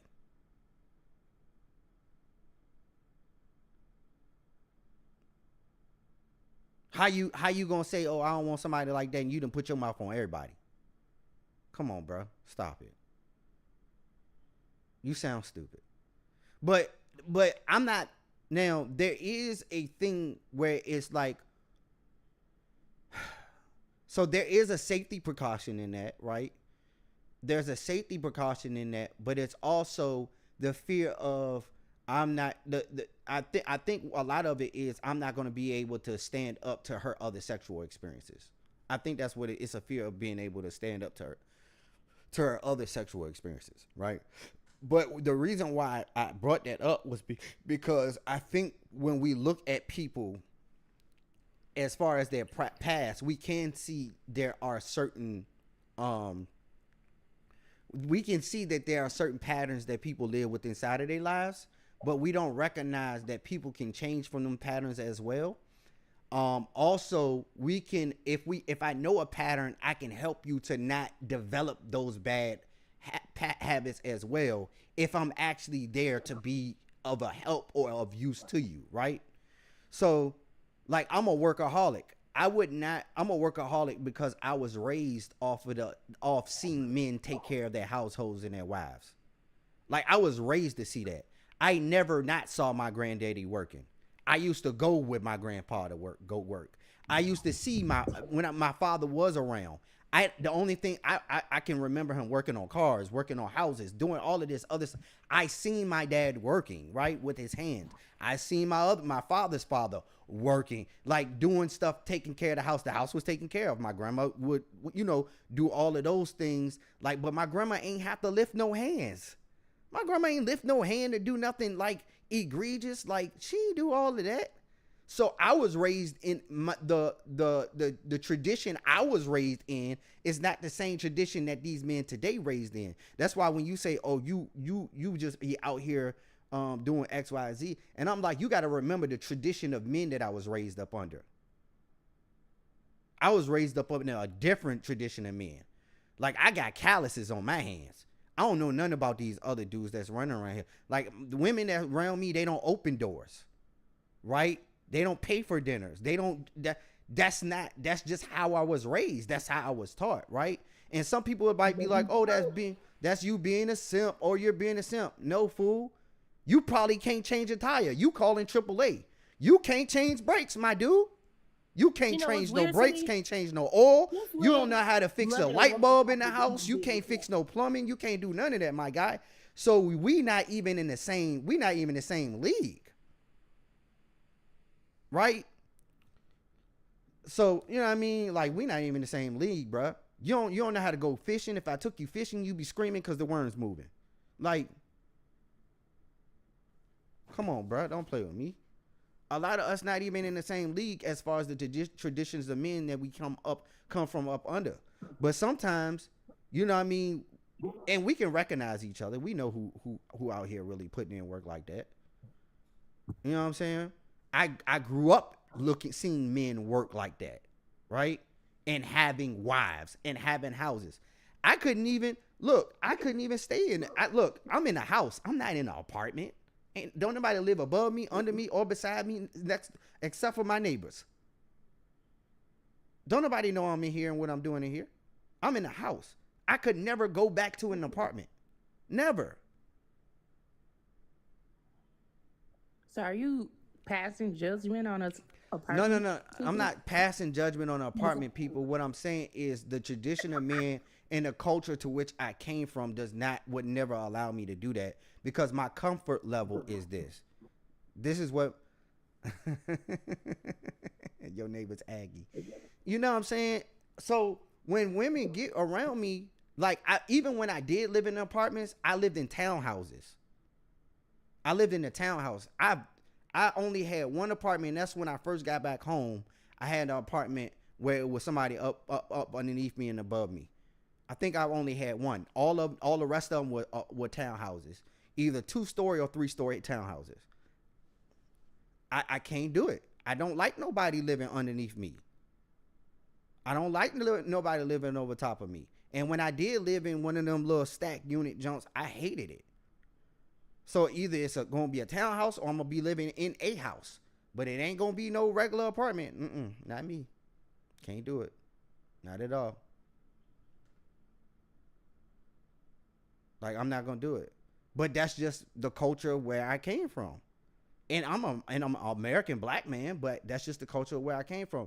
But you got to remember, some black men don't have that. They don't have that same, you know what I'm saying? They don't have that same culture that they come from. Some black men come from a culture where they watched their mamas do everything, taking care of their sisters and brothers and doing it all by themselves. So when they get with women, they expecting women to be able to do the same thing that their mothers did, right? Oh, she can handle it.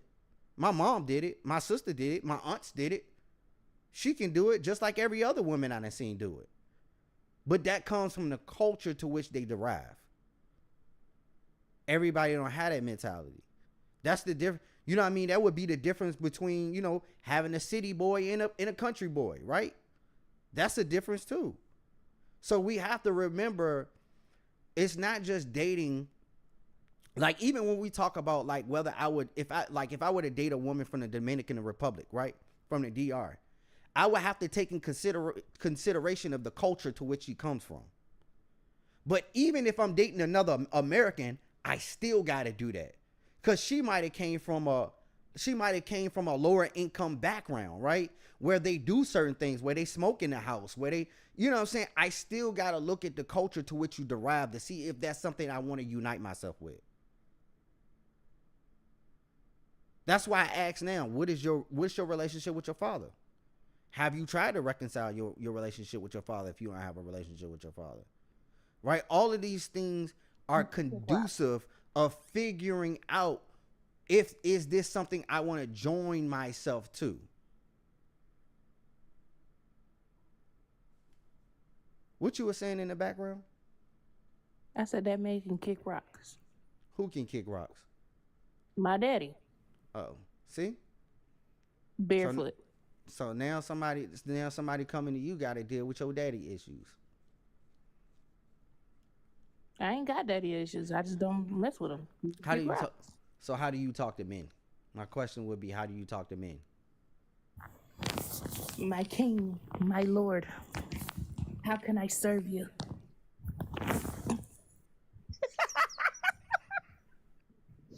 You don't even talk to me like that when you playing, so I know that's a lie.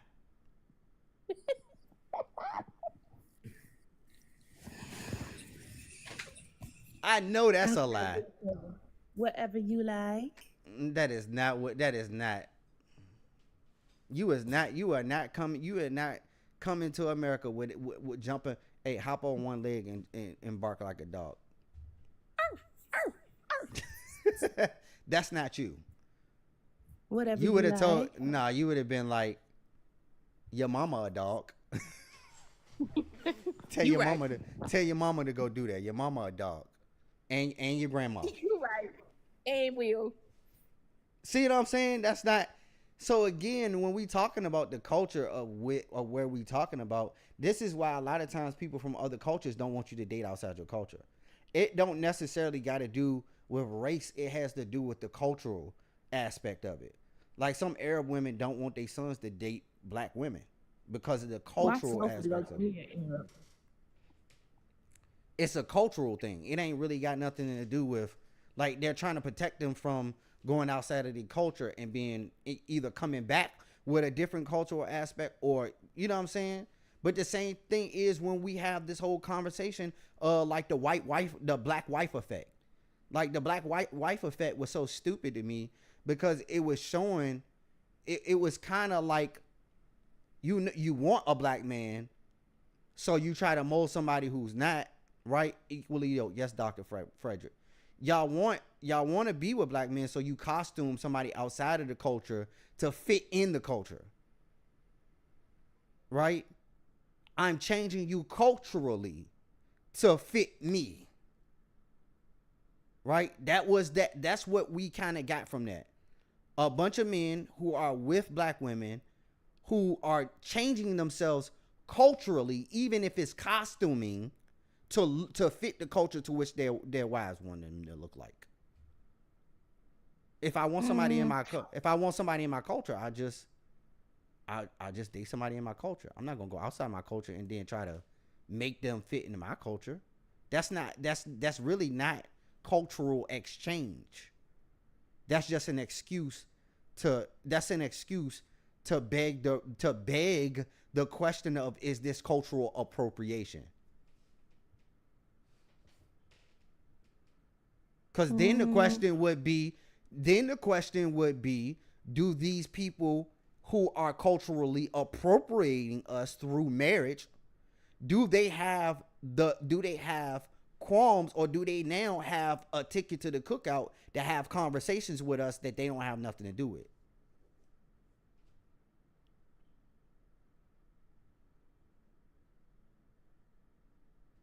Cause just cause you with my cousin Day Day and them playing basketball on the court don't mean you get to have cousin Day Day in them conversations.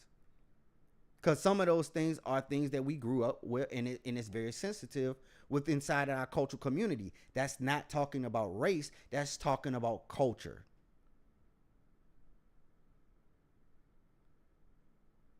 Cause I don't get to go to Susan's house and tell they mama and they daddy, like, don't put raisins in the potato salad. That's what they do.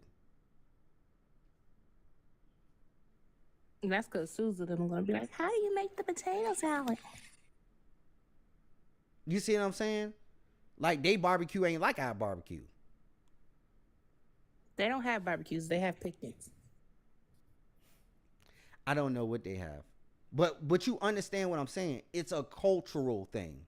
So when you're dating outside of different culture, there's a cultural exchange. But let's keep it within inside our community. That's like somebody from the suburbs coming to the projects and dating somebody from the projects, and now they culture assault because they don't know what's fitting to pop off. Your cousin's fighting in the front line, and you don't know why they fighting in the front line because you ain't never seen nothing like that at y'all family functions. That's why it's more about culture than it is about race. Like, I'm good with going to the picnic in the hood. I know who to watch out for. I know that, but I was raised around that. You see what I'm saying? So I understand it. I was raised around it from a youngin'.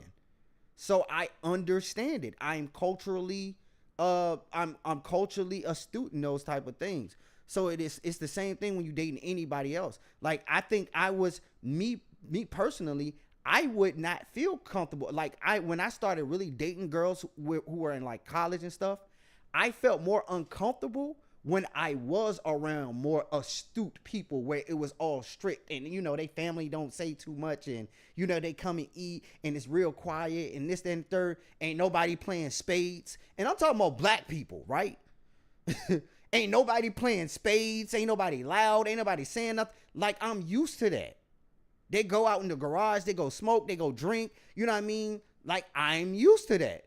So for me to go to like a upper, and I wouldn't say like more of a upper class type of family event. It was more along the lines of, why y'all ain't saying nothing? Do y'all even like each other? How many times a year do y'all even talk to each other? It was too quiet for me. But that's just because I come from a different culture. I feel like I got to be strict. I feel like I got to be, you know what I'm saying? I have to act a certain way. I don't feel myself around your people. Because the moment I start cutting up, then they're going to judge me, right? So, and I know I have to work on that. I would have to work on not being, but understanding that I have to work on understanding that culture changes depending on the group of people that you're around. That's what I should say. I'm understanding that culture changes, and I have to be okay with being myself in other people's culture, right? Without disrespecting them culturally. Does that make sense, y'all? So I have to understand that, but that's still a fear of mine of being in that type of situation where, you know what I'm saying? I probably could go to Stacy family functions. I could go to Stacy family function and be cool. Even though they Yankees, you know what I'm saying? It's still that difference. You know, down south food is always better than up north food. But first of all, we ain't no Yankees. You know, New York food, I'm about to make somebody mad. You know, New York food not really as good. I knew it's coming. Jay, you from New York, ain't it? You from where you from? Brooklyn or the Bronx? It's one of them. Because he always talking about New York food and ain't went nowhere. Oh yeah, she from Jersey. She from Jersey, New York son. Food. And he probably went to. She from Jersey, done, son. I know y'all don't talk like that. I got one of my brothers. He from New York. Jersey is the wannabe New York. Uh-oh. See, here we go. Jay, you gonna respond? I bet y'all do put y'all foot in it, and the rats end up falling in it. She said, not quite. You know how y'all up northerners do. Y'all got all them pests y'all got to deal with. Yeah, y'all got all them bugs down there. Yeah, we do got and like snakes, mosquitoes and snakes and possums and stuff like that. Coons, raccoons. I'm telling you, you think I'm playing? If I ever see a snake by my house, I'm selling my house that day. Oh well, you might as well not move down south then. We are every summer we got a warning out here for the for snakes, cause you know sometimes if you out in the woods, sometimes around your house, right, you might have like leaves and stuff, that you leave from the fall, and the snakes are actually make nests and live in that in the winter. So in the springtime you gotta watch out during those spring cleanups to watch out for snakes. It's your house now, Mr. Snake.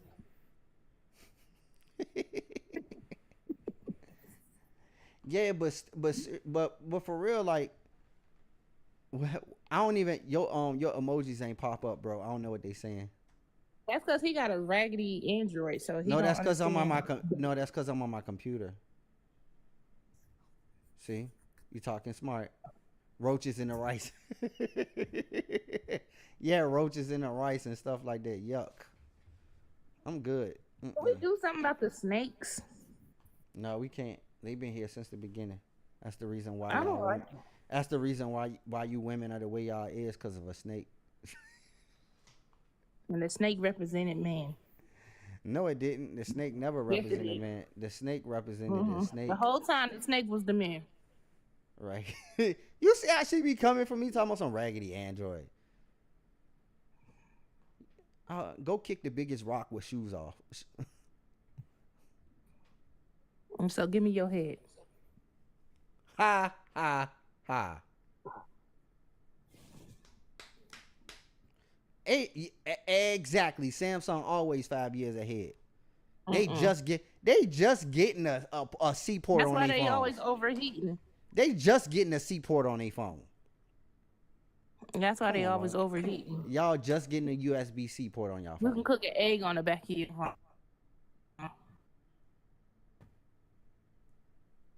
Majority of y'all parts come from Samsung, including y'all screens. So let's not play that.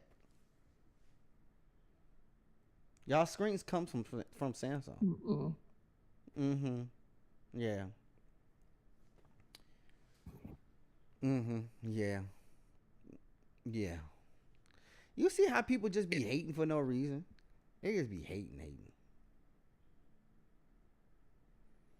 Even my phone can cook a egg.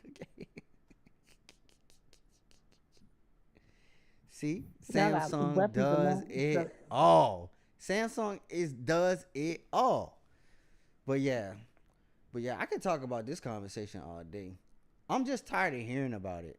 I'm tired of, like, my whole timeline, it's just everywhere. People talking about how to date and this, that, and the third. It's just everywhere. And I just like, bruh, a lot of y'all not even qualified to have these conversations. And now we got this dating show with the balloon pop junk. That junk be getting on my nerves. That stuff is funny. That junk is pure entertainment. That junk is not even, that junk is not reality. That You junk seen is that not black reality. dude? What y'all call the Republican? Not You the talk- DOC. What is y'all?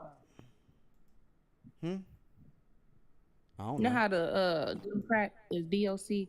What are y'all? The Republican. I don't know. What is the y'all know how y'all have the convention? What is the RNC, the Republican National Convention. Yeah, you knew. So You you, talk- see that black man at RNC You talking about this one, Jay? America's not ready. This the one Jay talking about. This balloon pop junk. This the one she talking about. Why you like this one? I just be these junks kind of just be. I don't like these. You junks. see, this how you know they just be in here listening to us. Why I get to talking about that and you got the little warning on your thing talking about learn more about U.S. elections. I know. I get out of here with that. I'm not really into. I don't really like none of these junks. And the reason why, like, is cause like they be giving the most ignorant responses. Like one of the girls was like, I don't like this man's pants. What? You could have bought What? the man some new pants. Yeah, they don't curse as much. They don't do a whole lot of cursing and stuff. Like that junk is pretty clean. Oh, I sent Stacy. They got a church is doing it too.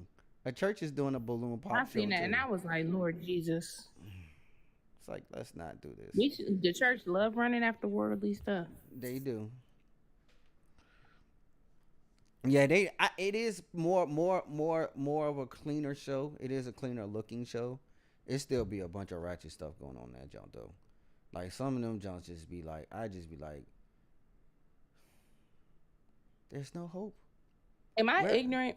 where's Want the to be regular- with a man I just want that's a a regular believer. woman. You said But you I don't want to meet him in a church. said you want to be with a man that's a believer, but he not in the church.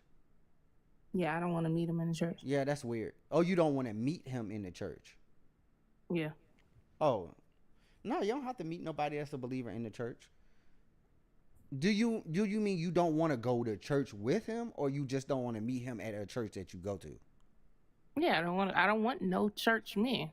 I want a believer that has a relationship with God, but y'all church men be weird. What? I don't understand that one. How you gonna have a man that believe in God but don't go to church? That don't make sense. I don't go to church.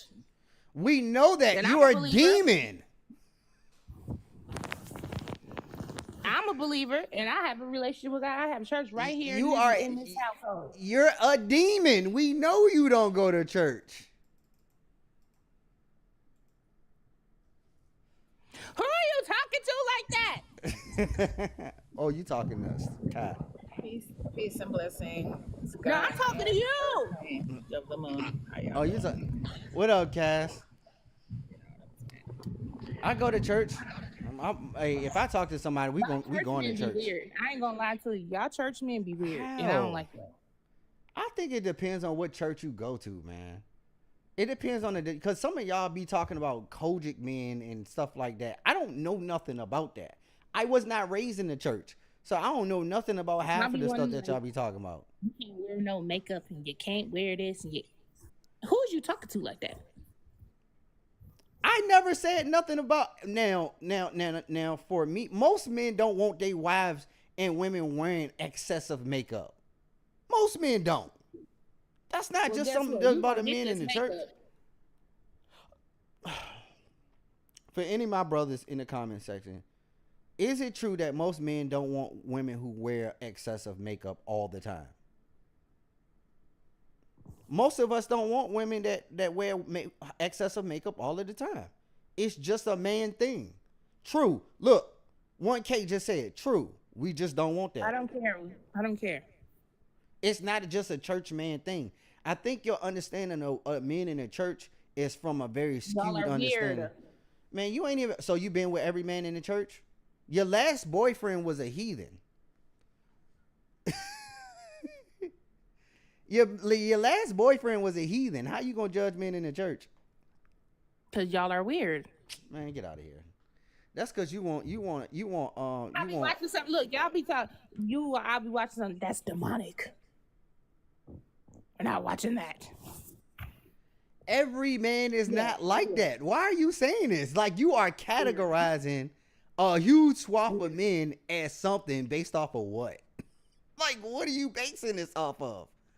Like what? Anyway, shut up, Stacy. I don't want to hear you. What up, 1K? What up, Cass? I'm gonna go out to dinner. We can't go there. That restaurant is demonic. Restaurant is demonic. Do you hear this foolishness? You hear this foolishness out of this heathen's mouth? Who are you calling a heathen? I'm calling you a big heathen. black wildebeest. I thought you. All right, we gonna go there. What's the issue though? I don't know. It what ain't her no issue. issues. We just traumatized. I'm trolling. Yeah, we talk to each other like that all the time. Now, sometimes people do be overly spiritualized, like doing the most. You know what I'm saying? Trying to label everything and make everything hyper spiritualized. I do believe in that. Yeah, but not everybody in the church doing that. That's not. Nah, everybody. I mean, yeah. But I mean, according to the scriptures, anything that is against God is of the influence of the enemy. If it doesn't align up with the word of God, a person shouldn't be penalized because they're practicing their religious beliefs in its truth, in its purest form. The issue is a lot of people who claim to believe in God, they not really adhering to the word of God. So all of those other things that are not of God, they're like, well, it ain't that bad. It's just, people, pop culture. And they're going along with that when in reality, God is not pleased with it. And because a person's actually standing on business about the word, they're seen in a different light or in a negative sense. Right. So, yeah. But anyway, according to this is the first time I've been on in months, bro. So you the first live I've been on. I ain't even been on. People been asking me. But anyway, as far as the makeup goes, I think most men, like, who just looking for somebody to date, if it's not a desperate man, I mean, they're going to say that they prefer a natural woman. Or if they do if they don't have an issue with a woman wearing makeup, it's not the fact that they're not wearing makeup and get dolled up a little bit when they go out, but it's some women who literally can't even wake up without a mask on. They can't go to the mailbox without a mask on. They can't go to the church without a mask on. They can't go to the school to drop off the kids. Hold on, let me get my face together. Now, if you really, really need it and you that bad, okay, we like, okay. Now, he just love you for you. It's like, okay, my baby, I love her regardless if she's not all that without makeup. But the typical man is like, okay, you ain't got to do the make at most. It's a difference between putting a little foundation or putting a little makeup on and changing your entire face structure. Yes. It's a difference. And most men don't have a lot of men. I wouldn't say most men, but a lot of men don't have a problem with makeup. It's the excess of makeup. And then if you have to, now to me, and this is me speaking, to me, if I'm with a woman and she has to wear makeup everywhere she goes, no matter where it is, she wake up in the morning, she got to put her makeup on. That's a deep rooted self-hatred issue. That's an issue of you not liking the way you look. And that's a deeper problem. That ain't even got nothing to do with the makeup. That's something that has to do with your self-esteem about yourself. So, and now I'm going to... No, I was saying unless they like a burn victim or something. You know, if you a burn victim or you've been in a bad car accident, okay, we can understand that. Yeah, but if it's not that, and that's just your frame of mind, I'm going to be battling with your issues with your self-esteem the whole relationship. But I don't think y'all think we be thinking practically like that as men. I think y'all think we speak twice. Why get in a relationship with somebody that you know makeup is a thing if it's not a thing for you? Like, that's the point. We not like a conversation beforehand. Sometimes it is, sometimes it's not. Yeah, but I wouldn't even. Yeah, that's a turn off to me. Like if I see it, it's a woman that I know that's extremely beautiful, but I didn't even like when I saw all of that. I was like, nah, I'm good. Yeah, I do Doing the same. too much. Yeah, I do the same thing. And I work and I'm a photographer, so I work with a lot of different people, and it just be like, and then I be having to fix it. So Stacey, you'd have been on the phone with me while I'm working on people's stuff, and I just be like, I don't like seeing it. I just don't like seeing it because I'm a photographer, so I gotta zoom in. Y'all be wanting us to fix the makeup. This ain't blended. We gotta blend this and this, then that, blah blah blah blah blah, and it just be like it's unattractive. It just is. That's just somebody that don't know how to do their makeup. Nah, even for some of y'all MUAs that be out there don't know how to do y'all makeup right. That's them self-proclaimed MUAs. Hey, it don't matter. They got a business as an MUA. They're MUA. Which I don't understand. Really, I've had a lot of people who claim they're MUAs, and I'm like, why? How? Who told you that? But it really is. But at the core of it, it really is just I don't like it. I don't like it like that. It's not really something that's appealing to me. Like I'm okay. I am okay. Makeup artist. I'm okay with you wearing makeup, but if you make your makeup a part of your personality and that's not a part of your business, I'm just like, no, I'm good. Like even it's a lot of stuff that people make a part of their personality that's just like a turnoff. And it's not even necessarily anything that is their personality. They just make it a part of their personality. Like, because a lot of people don't be having personalities for real. Well, that's a whole nother thing. They don't know themselves. Didn't we talk about that earlier? A lot of people be boring for real. I don't think they boring. I just don't think that they've been. It depends on what you interested in. And that's another thing too. That's why I was talking about the church men too. Like I don't have no issues with having conversation about the Bible and talking about the Bible, but is that the only thing we gonna talk about, bro? Yeah, I can see. You know what I mean? Mm-hmm. I can see that. Like, yeah, sometimes people do it. You don't have no other deep conversation or intellectual conversation other than that. Yeah, I understand that. I can understand that. That's why I try to be versatile. But if it's a woman who like to do that, I can do it all day long. But if you want to talk about whatever, we can do that too. Like, cause we can talk about the Bible. Don't get me wrong. We can have. But I'm not finna be gossiping and doing all the extra other stuff though. Yeah, that's talking about the baddies, bad girl clubs, and they ain't finna be talking about all that. Yeah, you gotta agree. That's a part of that agreement. But if that's something that your spouse or somebody you're dating watches, that's gonna be a topic of the discussion at some point. No, it ain't, because I'm not gonna date them. Because if you watch baddies baddies and all them reality TVs, I'm not giving you the time of the day. Okay, well that's you. Because that let me know where your mind at. Why you don't act like you offended, Stacey? That just is what it is. Drama. I'm not offended. I just said that's you, and I said okay. What I'm gonna be offended for? But because if a person is a man of God or a woman of God, those types of things is not even going to suit their fancy. It's going to be utterly ignorant, and they're going to see it as a downgrade to our culture as a whole. Yeah. And if you're really into the word, and I'm not saying I'm perfect, y'all, but if you're really into the word, that stuff is distasteful to watch girls roll around with their booty hanging out, fighting, roll around, cameras all in the way, they all in the club, popping bottles, gossiping, dragging people, bullying people, gossiping about people. Nobody ain't on that. Yeah. Come on, bro. Stacey, you gotta get your signal together. You done had red bars for a minute. I don't like that. That should go back. She had red bars. You and that raggedy iPhone. Toe up iPhone. Crack screen iPhone. Can't keep my signal iPhone. That's why you over there, Jen, quiet.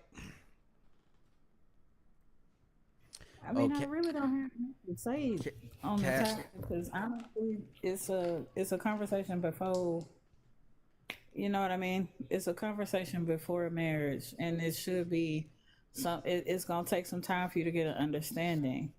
And I think part of the problem is we think that folks are just gonna automatically change once you get into marriages, and then you get upset when somebody's still doing the same thing they were doing beforehand. Before they got, yeah. But the reality is they showed you already. So you have to make a decision. Just because you like someone, you have to be realistic and understand if they are continuing to do something that you don't like and they are not willing to change before y'all get married, then more than likely they won't change after. So it's regardless of how you, just like Team One was talking about with the TV shows and stuff like that, everybody has an idea or a feeling of whatever and whatever that, you know, it makes a person look a specific way depending on how you see it. So you just need to be realistic. I think part of the problem is people be in relationships longer than they need to be because they like somebody. Yeah, You know that's what I'm saying? Yeah, that's definitely a big one. You with But somebody because they missing the other aspects of it. Like, okay, are they financially handling their business? Do they listen to you when you are telling them things that this ain't right or this is need to be working on, blah blah blah blah blah? Or if you tell them, I specifically don't like this, whether you don't agree or disagree, I'm telling you I don't like this, but they continue to keep on doing it.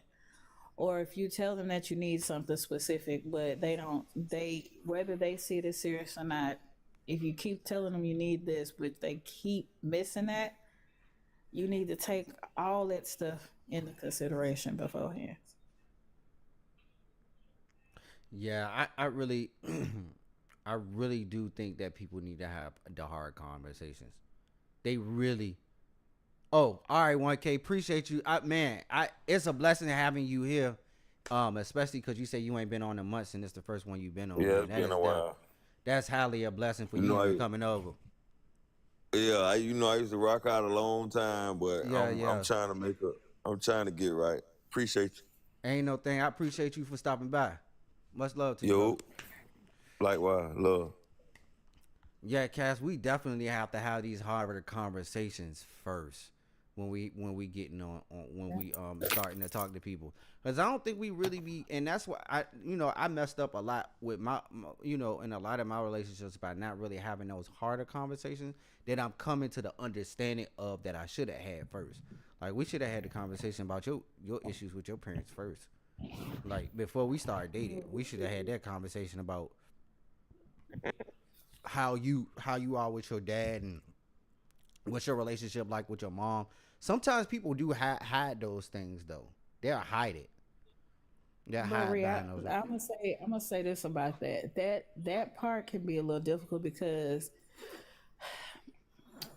there may be a legit reason why their relationship is not like you think it should be, and so just like with my dad, he saw some things with my grandpa, and he was like, I refuse, my family is not gonna be like this. You know what I'm saying? So I think it's good to look at it, but there may be a reason why they're not conversating like that. And that's not going to be a good indicator for you as to who they are. So, like, but it is a lot of factors, though. It is. Like, I want to. How do I say this without? Like, I've been in a relationship with somebody where they talk to their dad like just some regular dude on the street. So, and I'm talking about cursing, all kind of stuff. Like, it's just like the amount of disrespect to their father was a certain kind of way. And then I looked at that and was like, okay, the disrespect for this situation is like this, and then when they got upset with me, I could see the same type of energy, and then I can see a pattern of that energy in other relationships. You see what I'm saying? So if I were to really look at the situation and be like, okay, if this is how you talk to your parents, specifically your dad, and I see like multiple men within inside of your space, you giving that same type of energy, do I should have been like, I'm not no different than everybody else. Right. Right. Because if you really you do can that, even tell them like, look, because there's nothing wrong with giving people chances. I mean, nobody's perfect, right? right? But when we're talking about marriage, that's a lifelong commitment for however long. Yeah. So you have to. I mean, it's different when it's your friend or whatever, because you ain't gonna be in the house with your friend. Right. But what about having a friendship? Well, what about having a friendship with somebody before you get married? I think it's a good idea to have a friendship. I think that's it's foundation to have. I would rather be married to one of my friends than I think at this it's- point. I want to be married. I've never experienced being in a relationship with one of my actual friends.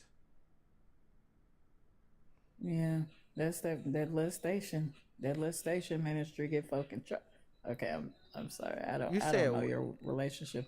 What you mean? I said Hold on, what? That little station ministry get folks in trouble. And then I said, I don't know your relationship. What you mean? really What you don't. mean? I don't think that's what you- What you mean, lust station? That lust ministry can get people in trouble. That's all I'm saying. Oh yeah. It can't get you in trouble. But what I mean by it is like I would rather thank be in you. a relationship with one of my friends, vice versa. Like, cause we already have a friendship developed. Like, and if our friendship is strong enough, we should be able to, you know what I mean, still be friends with inside of that, right? Well, I mean, If it's an Yeah. actual friendship, right? but who is marrying somebody they're not friend? I guess people are doing that. My bad. I'm with her cause her butt fat. That's what. This now I did see People be I in saw relationships with body parts. People being married to body parts. We I can't did say see people don't be. I saw this interview with this older couple now. I think they were like late 60s. And she point blank asked him, you know, how were y'all able to stay together this long? This man said good pee, and I'm gonna leave Oh it yeah, I at that. seen that jump. I seen that. That's it. And the wife just nodded like, well, yeah. I mean,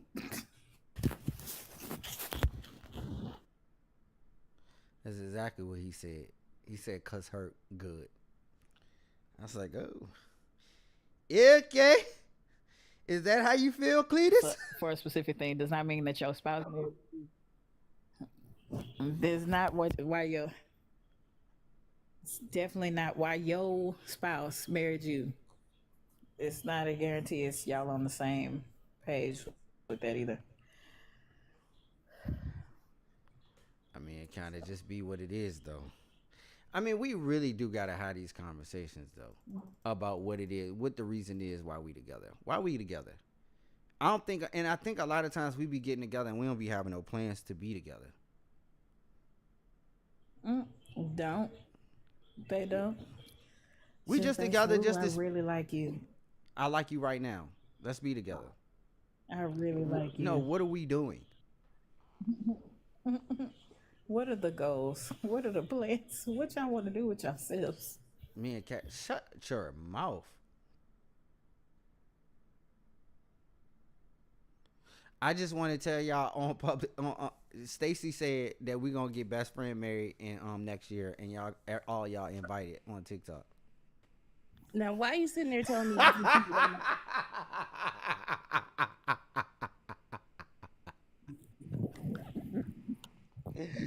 Said she want to talk crazy in the comment section. Something. Shut up. Jay, we're not being serious. Not even a little bit. Don't even take us serious. Yeah, I'm finna marry my grandma. Oh. Wait, did Jay say yay? No, Jay. Yeah, she said yay. So when I said me and Stacey getting best friends married. But yeah, I really do want to get married to my own best friend. If that happens, what I do know is that all we'll see is John hemmed up somewhere. All I'm gonna see is an arm coming out the side of the screen because John just said something out of pocket. Then he just, oh wow. And he correct. If somebody marry either one of y'all, they look. It ain't even gonna matter because y'all ain't gonna be in the same house. Y'all ain't even gonna be in the same house. Amber Alert for John. Y'all want to be married to people y'all not in the same house with. That. You already know my philosophy. I don't even want to be in the same country as my husband. I mean, what is See the what I'm problem? saying? Why do you feel such a way? Huh? Look, let me tell you, fly me out. I'm okay with it. I'm gonna go marry somebody in Dubai or something. Cass said she trying to get flued out by her husband. Period. What you say, Joe? You trying to get flued out by your husband? That sounds like a sexual arrangement. I need to stop saying. That's what she said.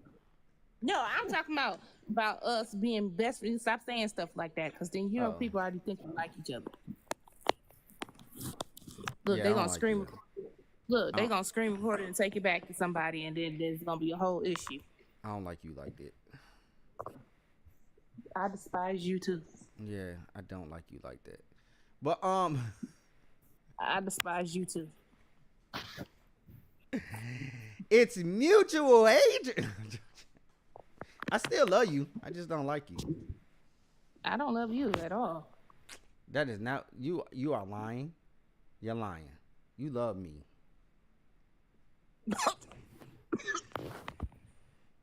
You are. See, you gotta be careful. You're over there getting choked up.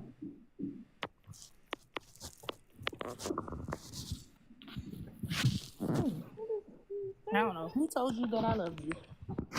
You did, out your own mouth. No, I didn't. If there ain't no receipts, it didn't happen. What you mean ain't no receipts? They ain't happen. I don't know what you mean, bro. What are you saying? What are you really saying? Like, what are you saying? No face, no case. No face. Well, you ain't got your face is kind of ratchet anyway. So I mean, it is what. So I wouldn't want to have that case anyway. If you're gonna say no face, no case, I would rather you not.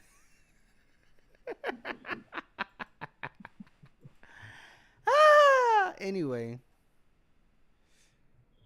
I'm going to turn your glasses into contacts.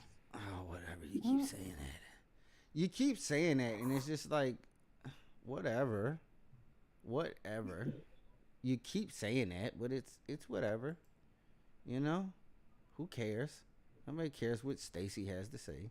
It's not really that important in the first place.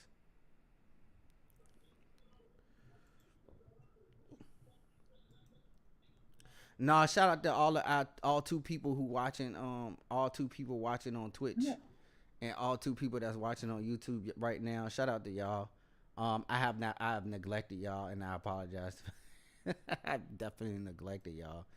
I just turned it on, and I turned it on, and then y'all pop up. No, two people on YouTube and one person on Twitch. Shout out all the three of y'all on the other platforms. We still building up on those platforms. But yeah, man, I need to get some of my other sisters on this conversation if we having it. But yeah,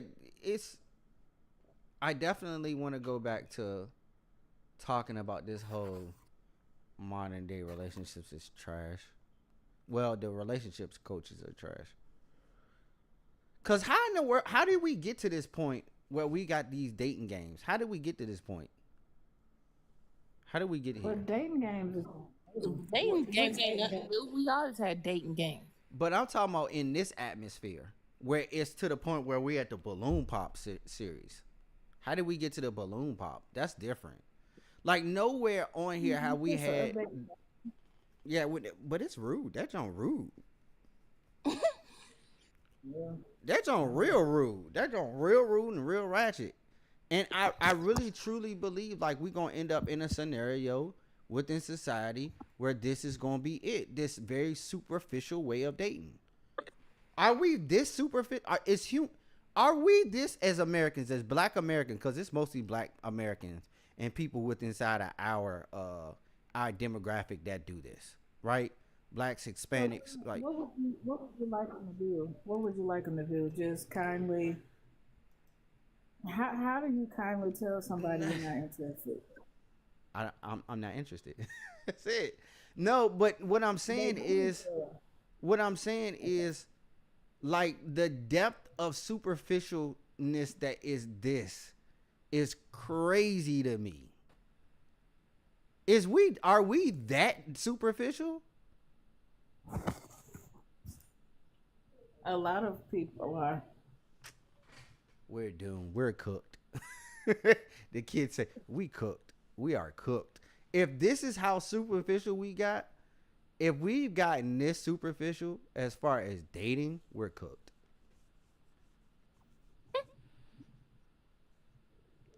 Lady told that man, I don't like this. I don't like his pants. I don't like your pants. Well, isn't it some of them where they have to, it's not that they don't even dislike nobody, it's just they gotta pick something, so they just be picking stuff. I'm talking about the ladies that be on the screen. They the ones they be like, oh, I don't like his pants, I don't like his shoes, he came on this gent. And then the one dude, he had dated the one girl. Both of them, like, they found each other on that jump. I kind of kept up with her little story or whatever, cause she was dressed like a teacher on that jump compared to everybody else. You see everybody else dressed like they going to the club somewhere, and she was more dressed like more modest, and she didn't do a whole lot, and she got her dude off that jump. I forgot what his name was. And everybody was commenting, oh, she went on that jump looking like somebody's mom and this, that, and the third, but she got her man. You got all of these women that was dolled up and looked like they hitting the nightlife, and then she got her man. Yeah, the light skinned guy. Maybe that's what he saw. He saw somebody that could be his baby's mamas. But a lot of them but a lot of them end up not picking nobody nor get picked by nobody, and they look like that. You know what I'm saying? You would have thunk that dressing like that would get men to appeal to you, but then you listening to what the questions that the men are asking, and they asking more in-depth they trying to have more in-depth conversation, right? And it's just like y'all getting knocked out just by a conversation. It ain't even got nothing to do with the physical attraction, because a lot of times the men be like, I don't really want to knock nobody out. I don't know. They're more along the lines of that way, because they want to ask more questions of the women to kind of eliminate them by the questions that they're asking. Why vice versa, the women can more like along the lines knock them out just by the way they look. And sometimes it's, and I don't want to say it's, I would say it's about even in that. I would say it's about even in that. Like because I've seen one of the women that got on that jump, and the men actually eliminated themselves for her, because a lot of the things she was asking the questions of. And then there was a time that I seen a couple of them where was she eliminating them because of the answers? I don't really know if I've ever seen one that I've seen a lot of women eliminating people by anything other than what they look like. I'm just saying from the ones that I have seen. Because I remember Stacy was like, what are you watching? Why are you watching the balloon pop? And I was like, I'm watching a review on the balloon pop. Not watching the actual balloon pop. Which was like, I don't even sound like that. Hit dogs always holler. Woof, woof.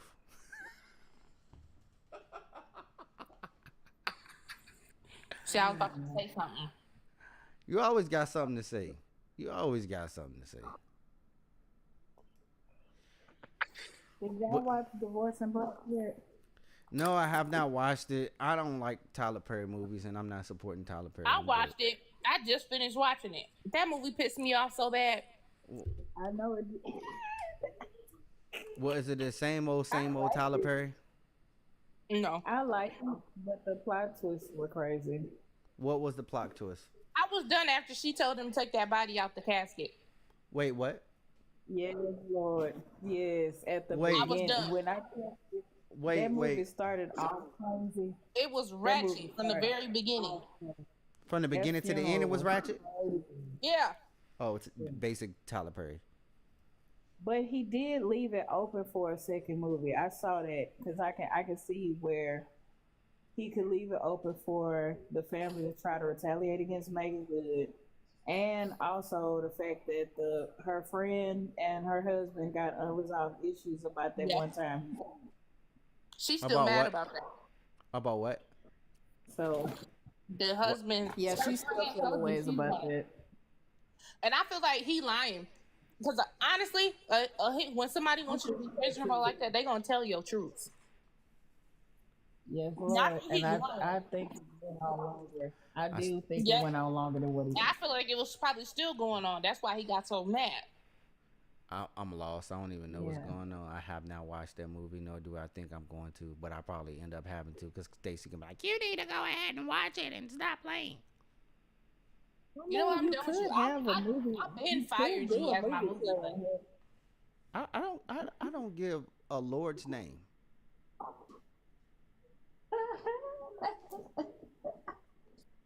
And I've been fired you as my best friend. Oh, okay. That's what's up. Okay, that's what's up. You fire me as your best friend. But anyway, so what is the movie? I'm lost. What happened in the movie? What did the plot twist? What was it about? Okay, I'm gonna break it down. So Lord, this is gonna be forever. So if y'all ain't watched the movie, leave because I'm gonna spoil it. So it's called Divorce in the Black, right? Mm-hmm. And it's about this couple, which is Megan Good and what is it, Tia's ex-husband? What's her name? His name, you know, Tia Murray's ex-husband. Yeah. Mm-hmm. Whatever his name is. Corey, whatever his name Corey, is. with something, yeah. Them two is married, and he's mentally unstable. Mm-hmm. Because he got childhood trauma. His whole family then did a number on him. So the movie starts out of them at a funeral, right? It's his older brother's funeral. And Megan Good's daddy is a pastor. So they're having a funeral at his church, and he's presiding over it.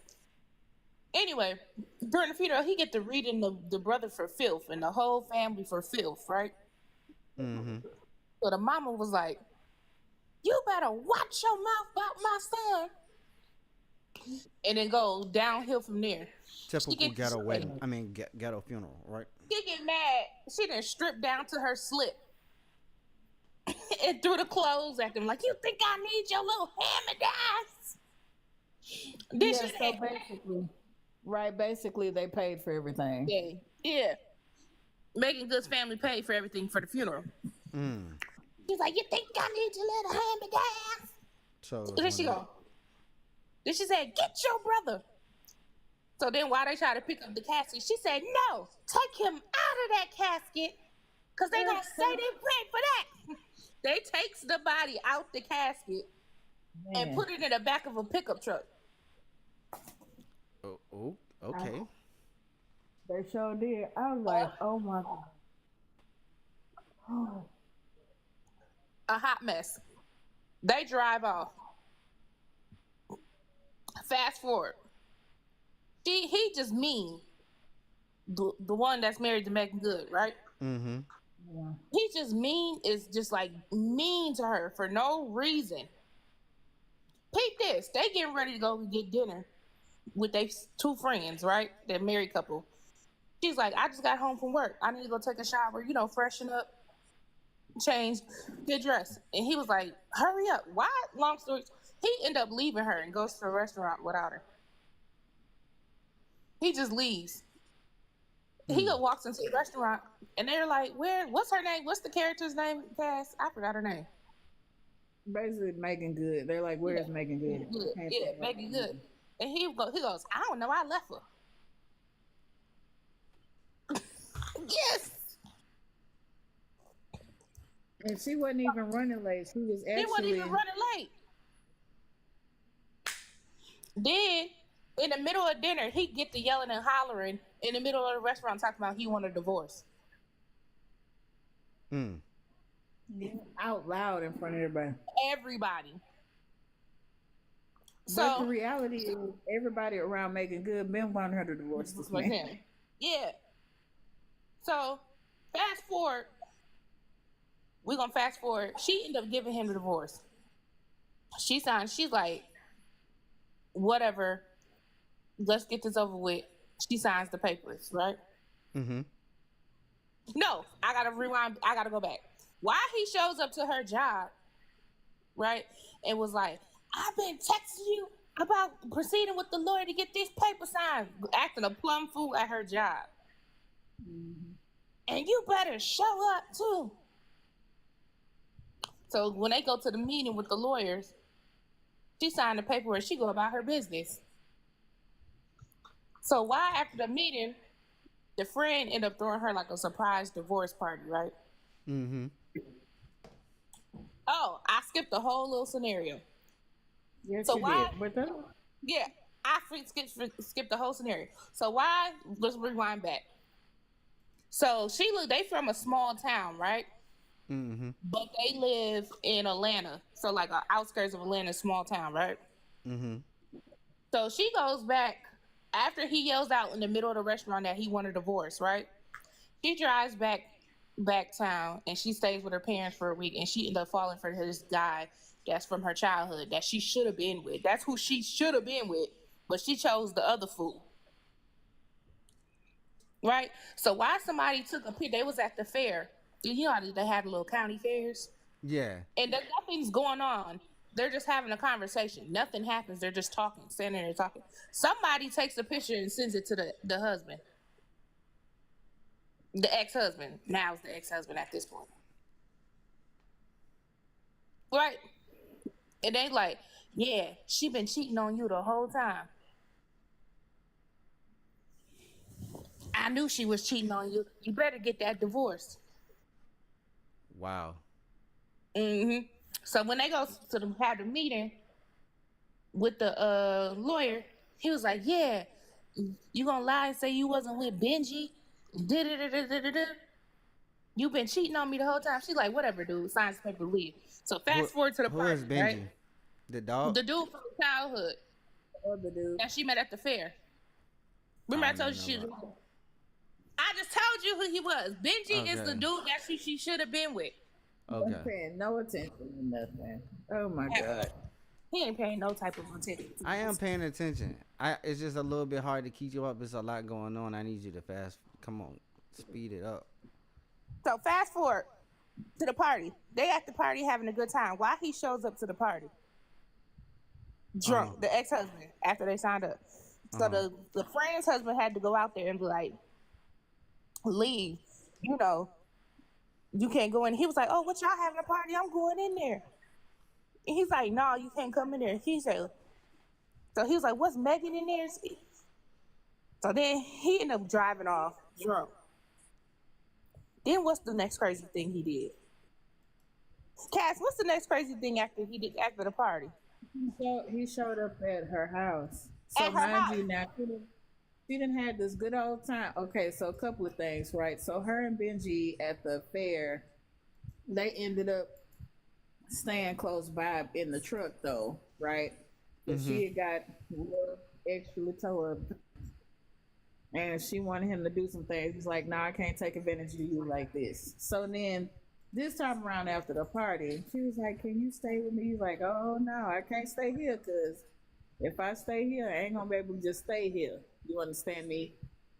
So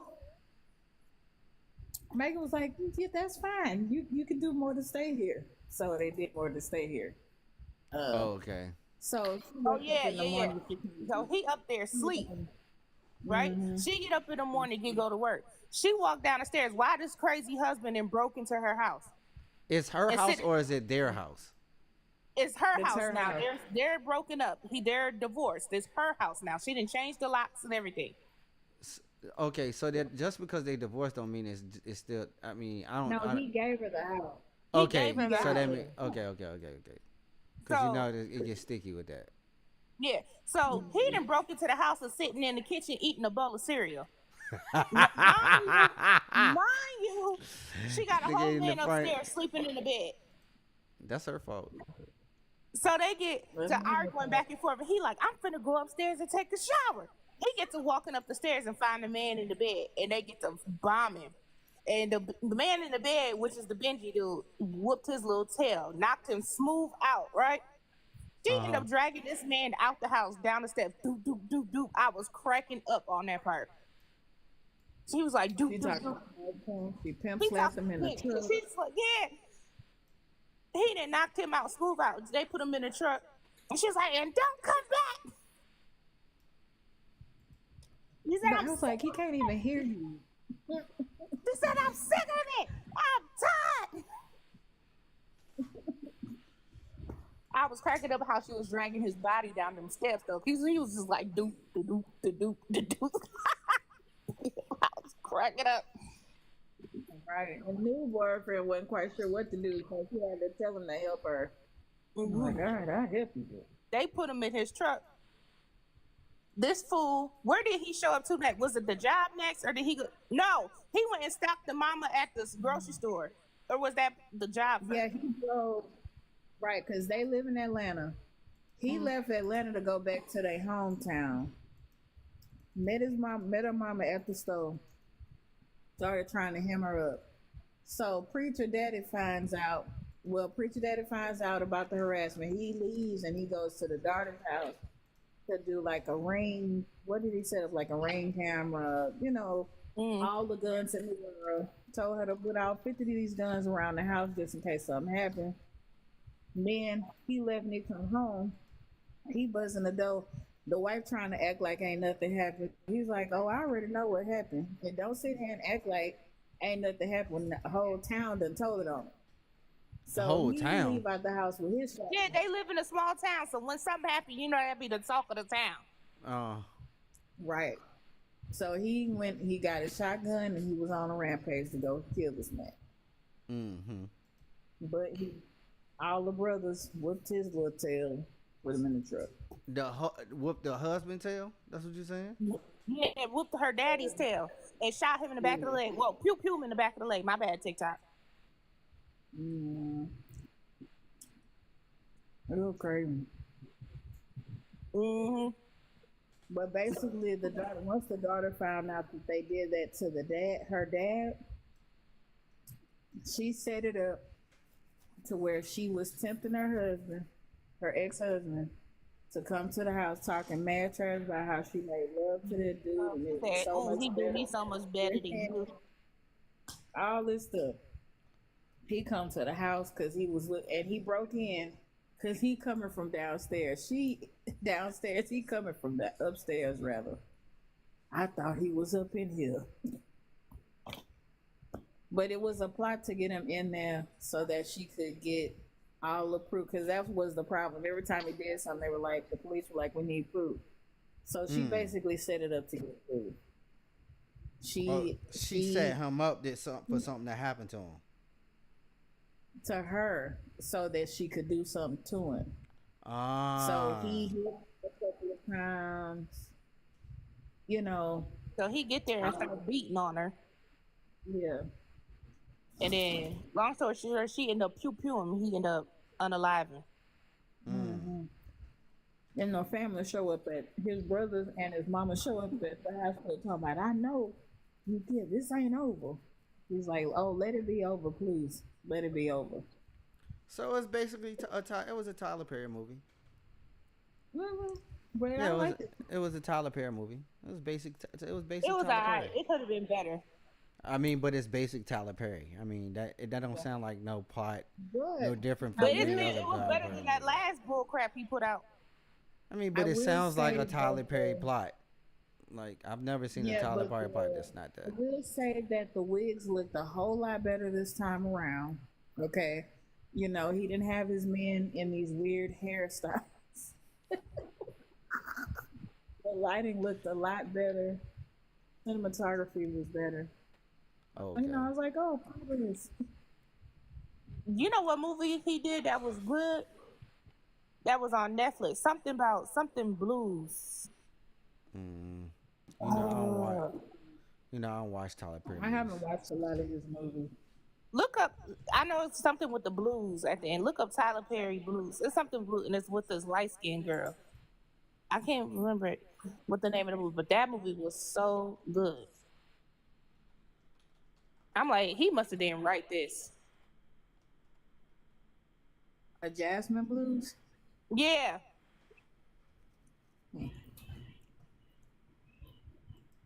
Interesting. I'm like, he must have didn't have no hand in this script or the writing or nothing, because this was too good for him.